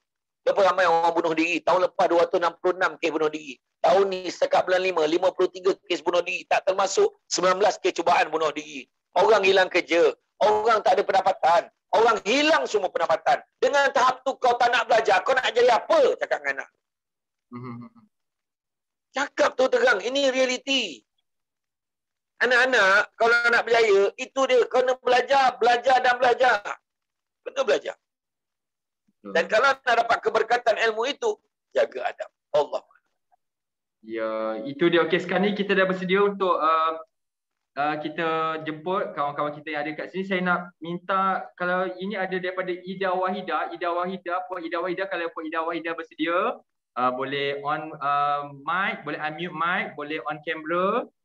Sebab nampak soalan Puan Ida Wahida ni. Puan Ida Wahida silakan bertanya, Puan Ida Wahida. Ada ke Puan Ida Wahida kita?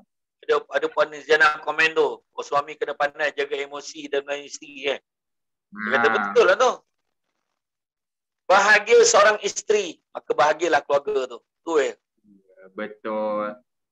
Ataupun kalau bukan Puan Ida Wahida, mungkin ada Puan kejap. Tak apa. Eddie, tak payah sebut nama. Siapa nak sekarang tekan mic tanya. Okey, 2 orang. Kita buka untuk 2 orang. Okey, siapa dia dapat? Silakan. Ada sebarang soalan, silakan. Ini peluang anda. Assalamualaikum. Assalamualaikum warahmatullahi. Ada soalan. Okey. Siapa tu? Assalamualaikum Ustaz. Siapa tu? Saya Izwan Sani kat sini Ustaz. Baik, silakan Izwan. Okey, saya nak tanyalah kat sini. Yang mana saya mengajar anak saya dengan cara saya lah, dengan keperluan suasana, orang kata suasana terkini lah, suasana PDPR, suasana COVID. Tapi masalahnya dekat sini Ustaz, saya dapat tekanan ni daripada mak saya sendiri.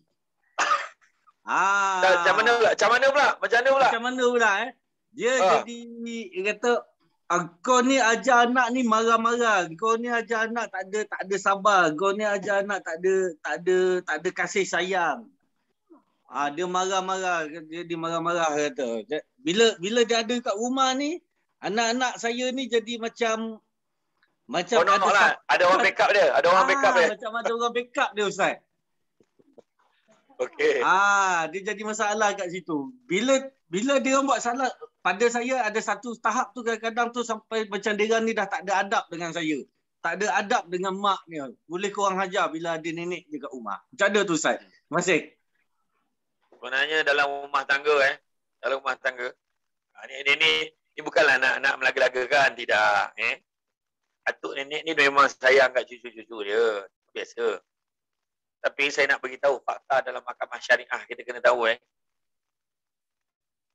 ada satu tindakan boleh diambil kepada orang yang ketiga. Kalau contohlah ada orang ketiga mengganggu keluarga menyebabkan perceraian dan apa semua, sebenarnya boleh didakwa di mahkamah syariah. Dan untuk makluman saudara Izwan, ibu dan bapa juga termasuk dalam kategori orang ketiga. Macam tu maksudlah. Maknanya dalam Islam nak beritahu, kita ni sebenarnya mak ayah ni dia tidak boleh ganggu keputusan anak-anak dia. Cuma mungkin betul kita ambil yang kebaik, kita ambil sudut yang positif. Mungkin betul cara kita tu kita rasa kita nak disiplin anak, mungkin cara marah. Tapi mungkin kita cuba pendekatan tegas tapi tidak semestinya marah. Tegas tapi tak semestinya marah. Mungkin kita cuba perhalusi jugalah modus operandi kita. Teknik yang kita, metod yang kita gunakan dalam menegur anak-anak kita. Dan anak-anak pula, kita kena faham. Kita kena faham, yang mak ayah bukan hari-hari dengan kita. Macam sebut tadi kan, mak ayah ada time dia ada kat rumah, ada time dia tak ada kat rumah kita. Waktu tak ada kat rumah, tu gelanggang kita. Masa tu perbetulkan.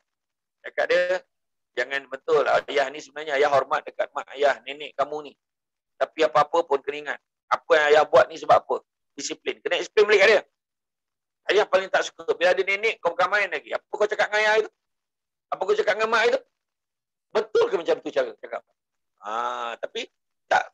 Yang saya cakap tadi pun itu bukan satu bentuk marah. Itu satu bentuk teguran.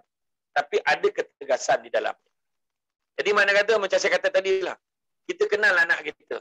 Mana ubat yang sesuai? Adakah perlu kita jerit? Adakah perlu kita marah? Ataupun boleh, masih lagi di tahap boleh berunding dengan dia. Berunding ni ada benda dia dapat, ada benda yang kita dapat. Contoh, berunding dengan anak, ada time dia main game. Kita bagi dia peluang. Kalau tak, kita tarik terus. Dia tak dapat main game. Itu satu bentuk perbincangan. Perundingan berasaskan persetujuan. Dan bila persetujuan itu dilanggar, persetujuan itu dikhianati, maka tindakan serius penalti di atas pelanggaran peraturan yang telah dipersetujui itu, termasuklah menarik balik keistimewaan yang diberikan kepadanya. Termasuklah keistimewaan untuk pegang telefon, main game dan sebagainya. Wallahualam. Ya, itu dia diharapkan Cik Izwan datang jawapan tu macam mana lepas ni nak handle kau tiba-tiba opah yang ada, atuk yang ada kan. Orang ketiga pula tak. Okey, so jadi kita sekarang ni dah pukul 11.14, nanti kita boleh buka satu lagi soalan. Silakan, sesiapa ada soalan teruskan bertanya kepada. Assalamualaikum. Salam. Okey, Ustaz. Okey, saya Namanya siapa tu, Puan? Nama saya Azmaliza Yaakob. Okey. Okey, pertanyaan saya ya. Okey, bagaimana pula dengan macam ibu tunggal? Everything dia kena solve sendiri dengan anak-anak, hal rumah tangga yang sepatutnya digalas oleh bapa, tapi everything ibu tadi yang menguruskan, sama ada mencari duitnya, semualah, everything lah, semuanya ibunya. Okey. Lepas tu si anak tadi ni alhamdulillah dengar dan alhamdulillah dia dapat masuk madrasah 2 orang, anak yang pertama dan yang nombor 2. Tapi bila masuk yang itu hari PKP, Jais minta ambil anak-anak dan bawa balik kan. Okey. Bila dah diambil tadi, anak ni nak pula duduk dekat ayah.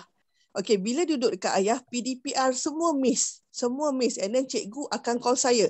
Puan, anak puan sekian. Dan saya akan cakap dengan dia. Saya dah, everything dah pass. Semua yang link cikgu bagi dekat phone bapak dia. And then sekarang ni everything pula tu dia salahkan saya. Saya tak reti jaga anak. Saya macam a bit sedih lah Ustaz. Kita ni sebagai ibu, effort kita kepada anak. Siapa yang cakap? Siapa yang cakap tak pandai jaga anak? Husband tadilah. Lepas tu saya pun bercakap dengan dia lah. Okay. Isteri akan hilang hormat pada suami bila dia sendiri tak menjalankan tanggungjawab dia dan nafkah kepada anak-anak tadi. Lepas tu dia cakap lantaklah. Lepas tu dia hantar semua anak-anak dekat saya. Tanggung semua sendiri. Lepas tu kira anak-anak ni dia macam perangai dia dah jadi twist tau. Kejap dia backup bapak dia, kejap dia backup mak dia. Lepas tu saya try solve off dengan cara macam slow talk dengan diorang kan. Sebab saya pun tak berapa sihat Ustaz. Sebab saya accident memang teruk lah dulu. Lepas tu saya cakap, Mama ni tak tahu esok lusa Mama pergi. Dan korang ni kalau Mama tak didik daripada sekarang, macam mana korang akan jadi nanti kan. So rasanya Mama ada ni time ni lah korang belajar sungguh-sungguh. Lepas tu kadang-kadang budak ni kejap dia dengar ni kan. Lepas tu esok buat lagi. Macam mana tu Ustaz? Boleh tak bagi satu? Terima kasih. Faham. Terima kasih. Ini soalan yang baik lah pada saya ni. Ini soalan yang paling best lagi sebenarnya. Sebab saya puan apa nama tadi, nama puan tadi? Azmah tak silap saya. Puan Azmah. Puan Azmah. Ini bukan salah PDPR. Ini saya cakap satu je. Kalau lah suami tu boleh sebut macam tu lah kan. Pandailah kau jaga. Puan Azmah. Dilantaklah jantan macam tu. Saya cakap macam tu je. Minta maaf Puan Azmah. Suami yang macam tu dah ibarat cek tendang lah. Tak ada nilai. Lupakan aja. Saya nak beritahu. Kata ahli falsafah. Semalam itu ibarat cek tendang. Tak ada nilai. Lupakan saja. Esok pula ibarat buku hutang. Entah bayar, entahkan tidak. Jadi jangan mengharap sangat. Tetapi hari ini ibarat wang tunai. Gunakan ia sebaik-baik. Sekarang Puan Azmah, pendekatan Puan Azmah tu betul dah. Pendekatan Puan Azmah tu betul dah. Iaitu anak-anak. Sekarang ni kekuatan Puan Azmah adalah anak-anak. Jangan pandang anak-anak ni sebagai satu aset. Bukan pandang anak ni sebagai benda, barang, tak. Pandang anak tu hati kita. Setiap kali bercakap, pegang tangan anak ni. Pegang tangan anak ni. Mama nak beritahu, Mama sayang sangat anak-anak Mama. Dan Mama harap besok kalau Mama dah tak ada, tolong doakan Mama. Mama tak kisah anak Mama ni nak jadi doktor, nak jadi lawyer, jadi engineer. Yang penting buat benda baik, tolong orang. Jadi dengan tu Mama harap sangat anak-anak Mama belajar. Belajarlah betul. Susah macam mana tak apa Mama cari. Mama cari, usahakan. Tapi tolong satu Mama minta, tolong belajar. Cakap dengan anak-anak. Suami ni dia tak bagi nafkah, tak apa, pergi lantak je. Saya nak bagi satu benda je. Hutang dia dengan anak-anak takkan selesai. Walau sampai pada masyarakat besok. Takkan selesai akan dituntut oleh isteri dan anak-anak. Tanggungjawab pada anak-anak tak pernah putus sebagai seorang bapa. Kena ingat. Itu sebabnya. Macam mana bercerai ke apa berpisah sekalipun. Tanggungjawab anak tetap takkan putus. Ini semua ialah alasan. Memang banyak kes yang jumpa saya. Ibu-ibu tunggal, suami tinggalkan tak bagi macam tu je. Tu belum cerita lagi tiba-tiba rampas hak penjagaan dengan cara penipuan. Manipulasi dokumen. Sudahnya bukan jaga anak pun. Macam cerita macam ni lah. Mak ni masuk dalam grup WhatsApp, cikgu cakap dia tak masuk kelas, dia tak hantar homework, dia tak buat ni. Bapaknya bila cakap marah pula melenting. Memang itu berlaku. Jadi apa-apa pun, macam mana pun dalam hal ini, Puan Azmah sebenarnya berada di tempat yang betul. You are on the right track. Cuma, tinggal lagi, kena lebih menghalusi jiwa anak-anak. Sebab anak-anak, bila dah masuk sekolah tahfiz ni, sampai sekolah dia bila masuk umur 13-14 tahun, dia sedang mendevelop dia punya perasaan tu. Dia nak beralih dewasa ni, emosi dia memang berbeza dengan kanak-kanak. Anak pula, dia pun terkesan dengan perceraian ibu bapa dia. Jadi itu sebab, tolong, guna pendekatan hati. Anak kita ni hati kita. So, kalau macam mana kita nak seronokkan hati kita, kita tahu. Cakap baik-baik dengan anak. Bagi semangat dengan anak. Balik takdibu auladukum bisalah sati asya. Bawa kepada sayang Nabi.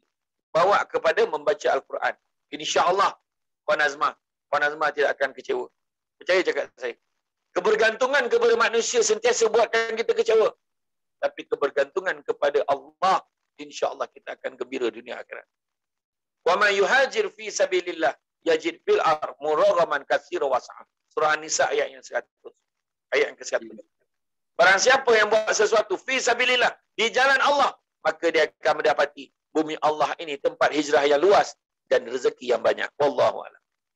Ya, begitu.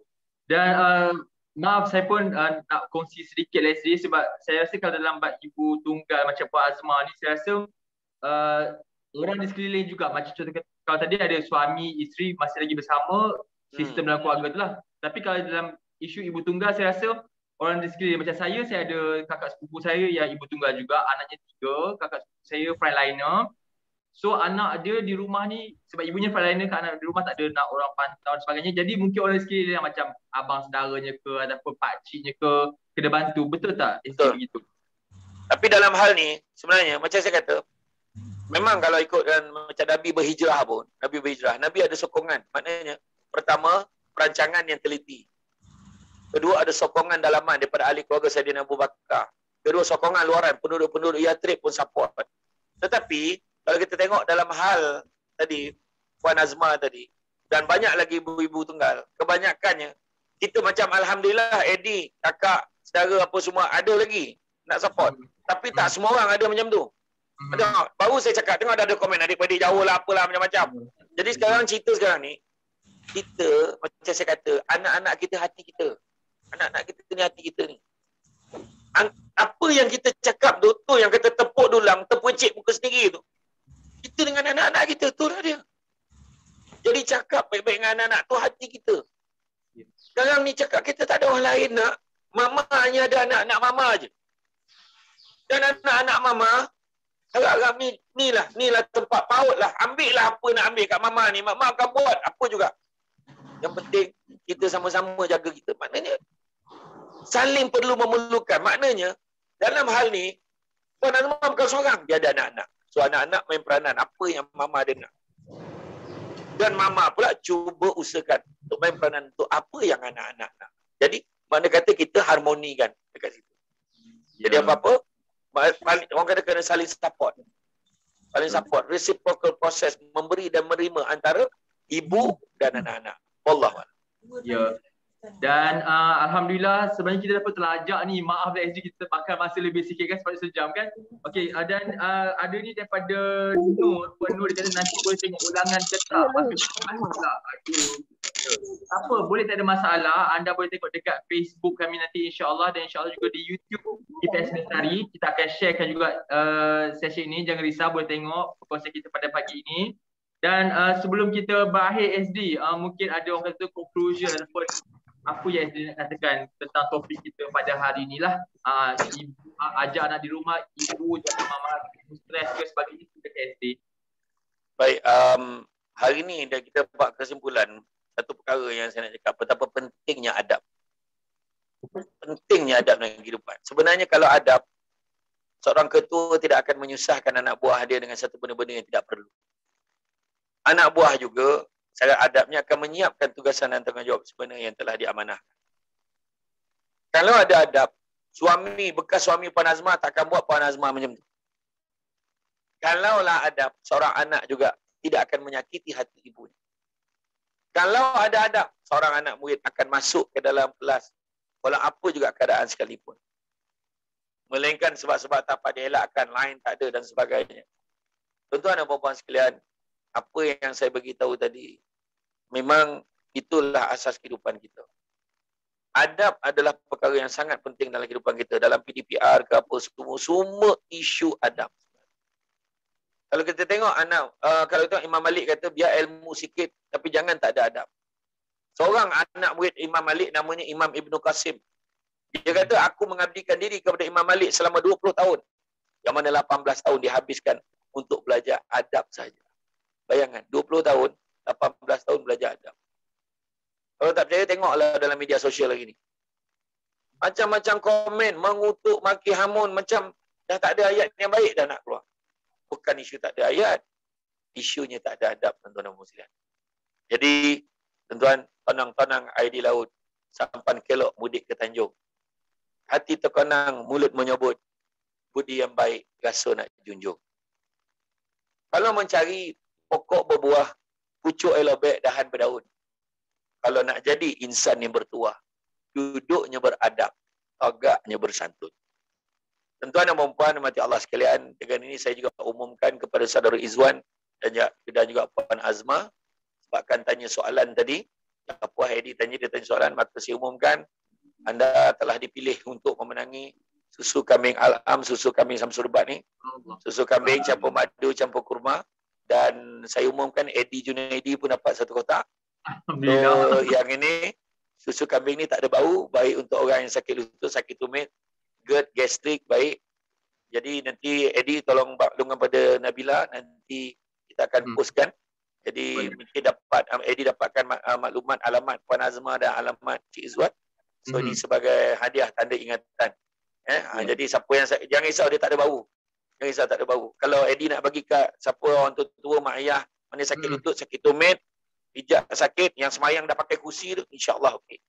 Yang bagus dia tak ada bau, itu yang terbaik. Kalau ikutkan harga RM40, tapi ini kita bagi percuma untuk mereka yang bertanya. Baru tahu, menyesal aku tak tanya. Wallahualam. Terima kasih Eddie. Terima kasih banyak. Alhamdulillah, terima kasih banyak SG, terima kasih banyak. Tak cukup sebenarnya bila kita dengar SG kalau bersembang ke pergi sharing macam ni, memang tak cukup sejam sebenarnya kan. Memang. InsyaAllah ada insyaAllah dalam sesi yang berikutnya ke kalau InsyaAllah. Kita buat lagi ya SD ya. InsyaAllah. Terima kasih banyak SD dan kepada anda semua, jangan risau, lepas ni kita akan buat sesi perkongsian sesama kita juga. Kalau nak kongsi pendapat ke soalan ke topik depan ni tak apa, tapi kita beri ruang lah untuk SD pun ada tugasan lain lagi. Terima kasih banyak SD. Semoga yang baik-baik berlaku untuk SD, untuk keluarga semua. Jaga diri SD ya. Nampak jadi. Assalamualaikum SD. Salam. Dan kepada anda semua, okey, ini adalah waktu untuk kita pula berkongsi. Mungkin anda cikgu ke ibu dan ayah, kita boleh kongsi sesama kita di dalam ruangan ini. Terima kasih banyak saya ucapkan kepada anda yang kekal setia daripada mula sampailah sekarang ni. Daripada pukul 10 tadi sampailah pukul 11.26 dan pukul 11.30 dah sejam lebih kan. So kepada Puan Azma dan juga Encik Izwan, saya minta nanti boleh PM kami punya admin dekat Facebook ataupun kat Instagram, bagi tahu alamat semua sebagainya. Sebabnya kalau admin boleh kontak ke dekat sini admin untuk Puan Azma dan Encik Izwan. Okey, sekarang ni saya nak buka peluang dan ruang kepada sesiapa yang ada dalam sesi kita ini untuk anda pula yang share anda punya pendapat ke ataupun isu anda ke, mungkin sesama kita pun ada boleh kongsikan. Mungkin si A kongsikan pendapat, mungkin si B dengan si C boleh bagi cadangan ke sebagainya. Ada ke yang nak kongsikan? Silakan. Jangan malu-malu. Santai je, tak perlu formal-formal pun. Kita borak-borak je. Ada ke? Assalamualaikum. Waalaikumsalam. Saya Puan Yati Adam. Puan? Ya, saya nak berkongsi sedikit tentang pengalaman saya sebagai seorang guru, sebagai seorang ibu yang bekerja di rumah waktu sepanjang PKP ini. Silakan Puan. Jadinya sebagai seorang ibu tu, betul lah kata penjelasan Ustaz tadi, dia kena tak boleh stres kat rumah. Itu kunci dia. Sebagai seorang ibu, sebagai seorang isteri dan sebagai seorang guru, elakkan rasa stres tu.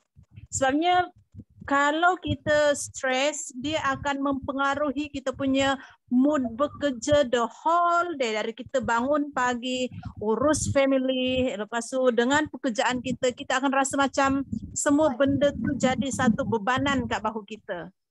Jadi apa yang kita kena buat sebagai seorang ibu, kita kena sentiasa berlapang dada. Dan jika ada masalah, kita kena berkongsi dengan pasangan kita ataupun kita boleh berkongsi dengan kawan-kawan kita yang boleh dipercayai. Dan satu lagi sebenarnya, rasa stres ni dia bukan sahaja membunuh mood kita tahu, tapi stres ni juga tak elok untuk kesihatan kita. Bila kita stres sebenarnya, stres ni menyebabkan kita punya pembuluh darah kita menjadi sempit. Jika pembuluh darah kita jadi sempit, maka lagi-lagi orang yang ada tekanan darah tinggi, mulalah kalau stres tu level dia punya bacaan darah naik, mulalah kesihatan kita boleh terganggu. Ya. Dan perkara biasa tau, bila mengajar ni guru sebenarnya setiap hari dia mengalami stres yang berbeza tau. Stres yang pertama, hari-hari kena buat rancangan mengajar ni. Guru besar nak tengok ni dia masuk kelas ke tak. Lepas tu nak hantar, nak cek kehadiran murid tu berapa ramai yang datang, kena hantar dekat guru besar tau. Lepas tu kena hantar dekat PPD semua. Lepas tu itu tak termasuk lagi meeting nak tengok apa cikgu tu buat apa semua. Lepas tu siapa tak buat Google Meet, murid-murid buat kerja tu kena cek apa semua. Kena buat pentaksiran kat murid-murid juga, siapa yang buat kerja. Dan sekarang ni kita orang juga kena buat total loss, siapa murid yang kita tak boleh hubungi, kenapa murid tu tak boleh ikut kelas, dan kena buat satu macam story kat budak tu. Okey, murid ni nama Ali bin Abu. Sebab kenapa dia tak ikut PDPR, apa justifikasi, apa sebab-sebab. Jadi dia bukan satu benda yang senang sebenarnya. Tapi macam ni lah, kita jalankan tanggungjawab kita semampu yang kita boleh buat. Macam tu juga dengan ibu bapa. Alhamdulillah ramai mak ayah sebenarnya yang mahu anak dia belajar waktu sekarang ni. Tapi macam kekangan tu, satu, gadget tu tak cukup, terutama mak ayah yang frontliner, anak dia tak ada siapa nak jaga kat rumah, macam itulah selalunya yang kita orang hadapi. Okey, itu saja dari saya. Terima kasih banyak Puan, dan kepada anda semua, kepada anda yang mungkin tertinggal ataupun nak recap balik apa yang kita buat hari ini kan dengan Ustaz Syamsul Debat tadi, anda boleh tengok kita punya sesi hari ini dekat Facebook dan juga YouTube GPS Bestari, Sinar Plus dan juga Sinar Harian. Okey, kita akan post terus kat situ. Even sekarang pun dekat Facebook sebenarnya kita tengah live stream juga. So tiada masalah, anda boleh tengok dekat situ ataupun boleh share link tu dengan kawan-kawan, untuk kawan-kawan yang tercicir ke ataupun mungkin kawan-kawan yang stres kan dengan anak-anak kat rumah. Ini adalah peluang anda untuk kita kongsikan kebaikan. Ilmu jangan simpan seorang-seorang kak kan, tak elok. Dan kalau boleh sebelum kita berakhir, ada tak wakil ibu ke ataupun wakil bapa yang mungkin nak kongsikan macam mana pula diorang tangani stres dengan isu sekarang ni? Ada tak yang sudah berkongsi dengan kita pada pagi ni sebelum kita tamatkan sesi pada pagi ni? Tadi dah ada wakil cikgunya, wakil ibu ke bapa ke? Ada yang sudi? Silakan. Ataupun nak bagi pendapat pun tak ada masalah. Ataupun macam mana cara anda berkomunikasi dengan cikgu ke untuk memastikan anak anda semua okey ke? Ataupun isu yang dikongsikan. Tapi tak apa, sementara itu, okey, insya-Allah kepada anda semua, bulan hadapan, ini bulan 8, okey, bulan 9, kita setiap bulan insya-Allah kita akan adakan sesi perkongsian begini. Okey, macam saya bagi tahu di awal tadi, bulan lepas kita dah bersama dengan Datuk Fazli tentang sesi ataupun cara macam mana kita nak handle untuk mengajar anak di rumah, PDPR dan sebagainya.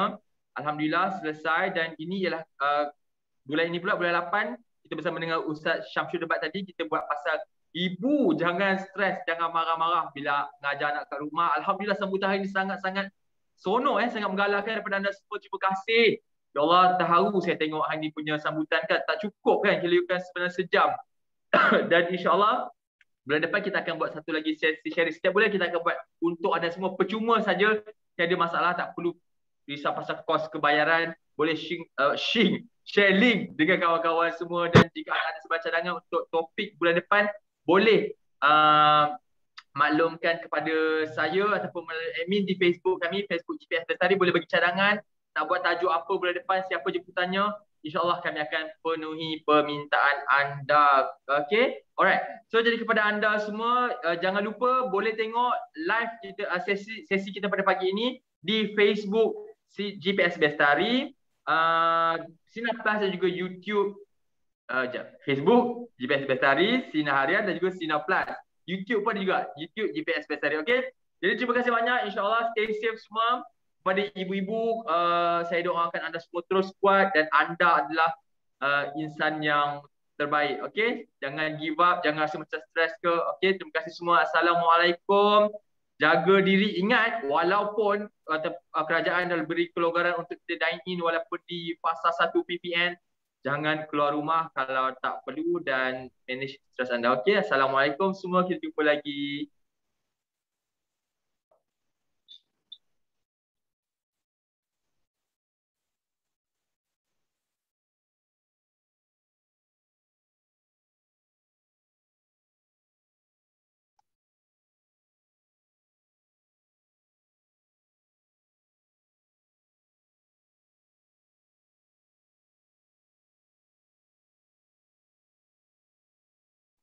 Terima kasih semua. Terima kasih. Nanti next month join kita lagi InsyaAllah pasti. InsyaAllah, amin. Terima kasih. Terima kasih semua. Terima kasih Amy. Terima kasih. Terima kasih. Assalamualaikum. Salam.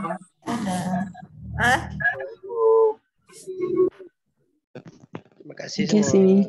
Assalamualaikum. Salam. Bye. Bye.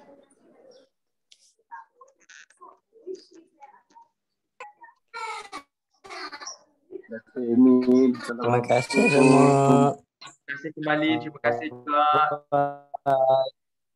Terima kasih admin. Assalamualaikum. Terima kasih kembali. Terima kasih.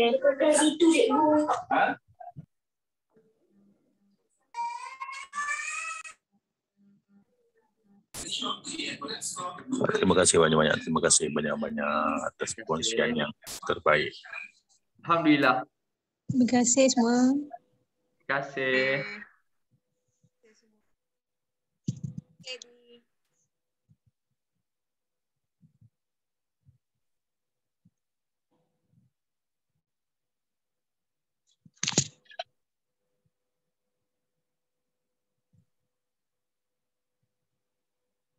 Terima kasih Eddie Special. Terima kasih Puan Ji Ketua. Terima kasih. Terima kasih Eddie. Terima kasih. Assalamualaikum. Waalaikumsalam warahmatullahi. Puan Hasliza kata terima kasih. Terima kasih Puan Hasliza. Jangan lupa share dengan kawan-kawan ya, dekat Facebook kita ada. Kita post terus video ni. Boleh share dengan kawan-kawan. Dengan suami ke kan. Bagi suami tengok. Isteri stres kat rumah.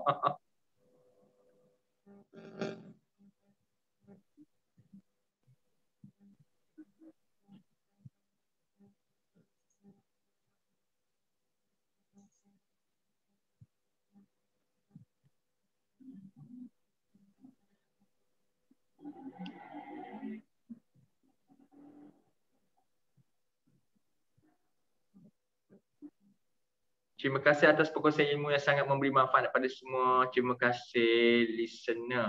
Thank you very much. Alhamdulillah, alhamdulillah. Terima kasih semua. Mr. K, terima kasih. Khairunisa, terima kasih banyak-banyak.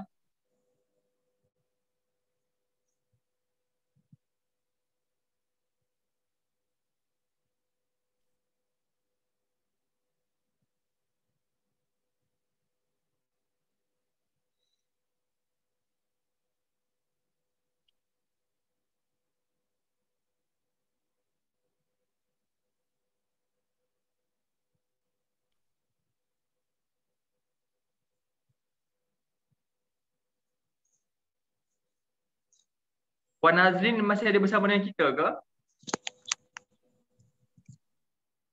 Terima kasih perkongsian yang sangat memberi manfaat motivasi kepada golongan ibu, isteri dan guru. Alhamdulillah. Siapa namanya tadi? From Syazwan Rahman. Terima kasih Encik Syazwan Rahman.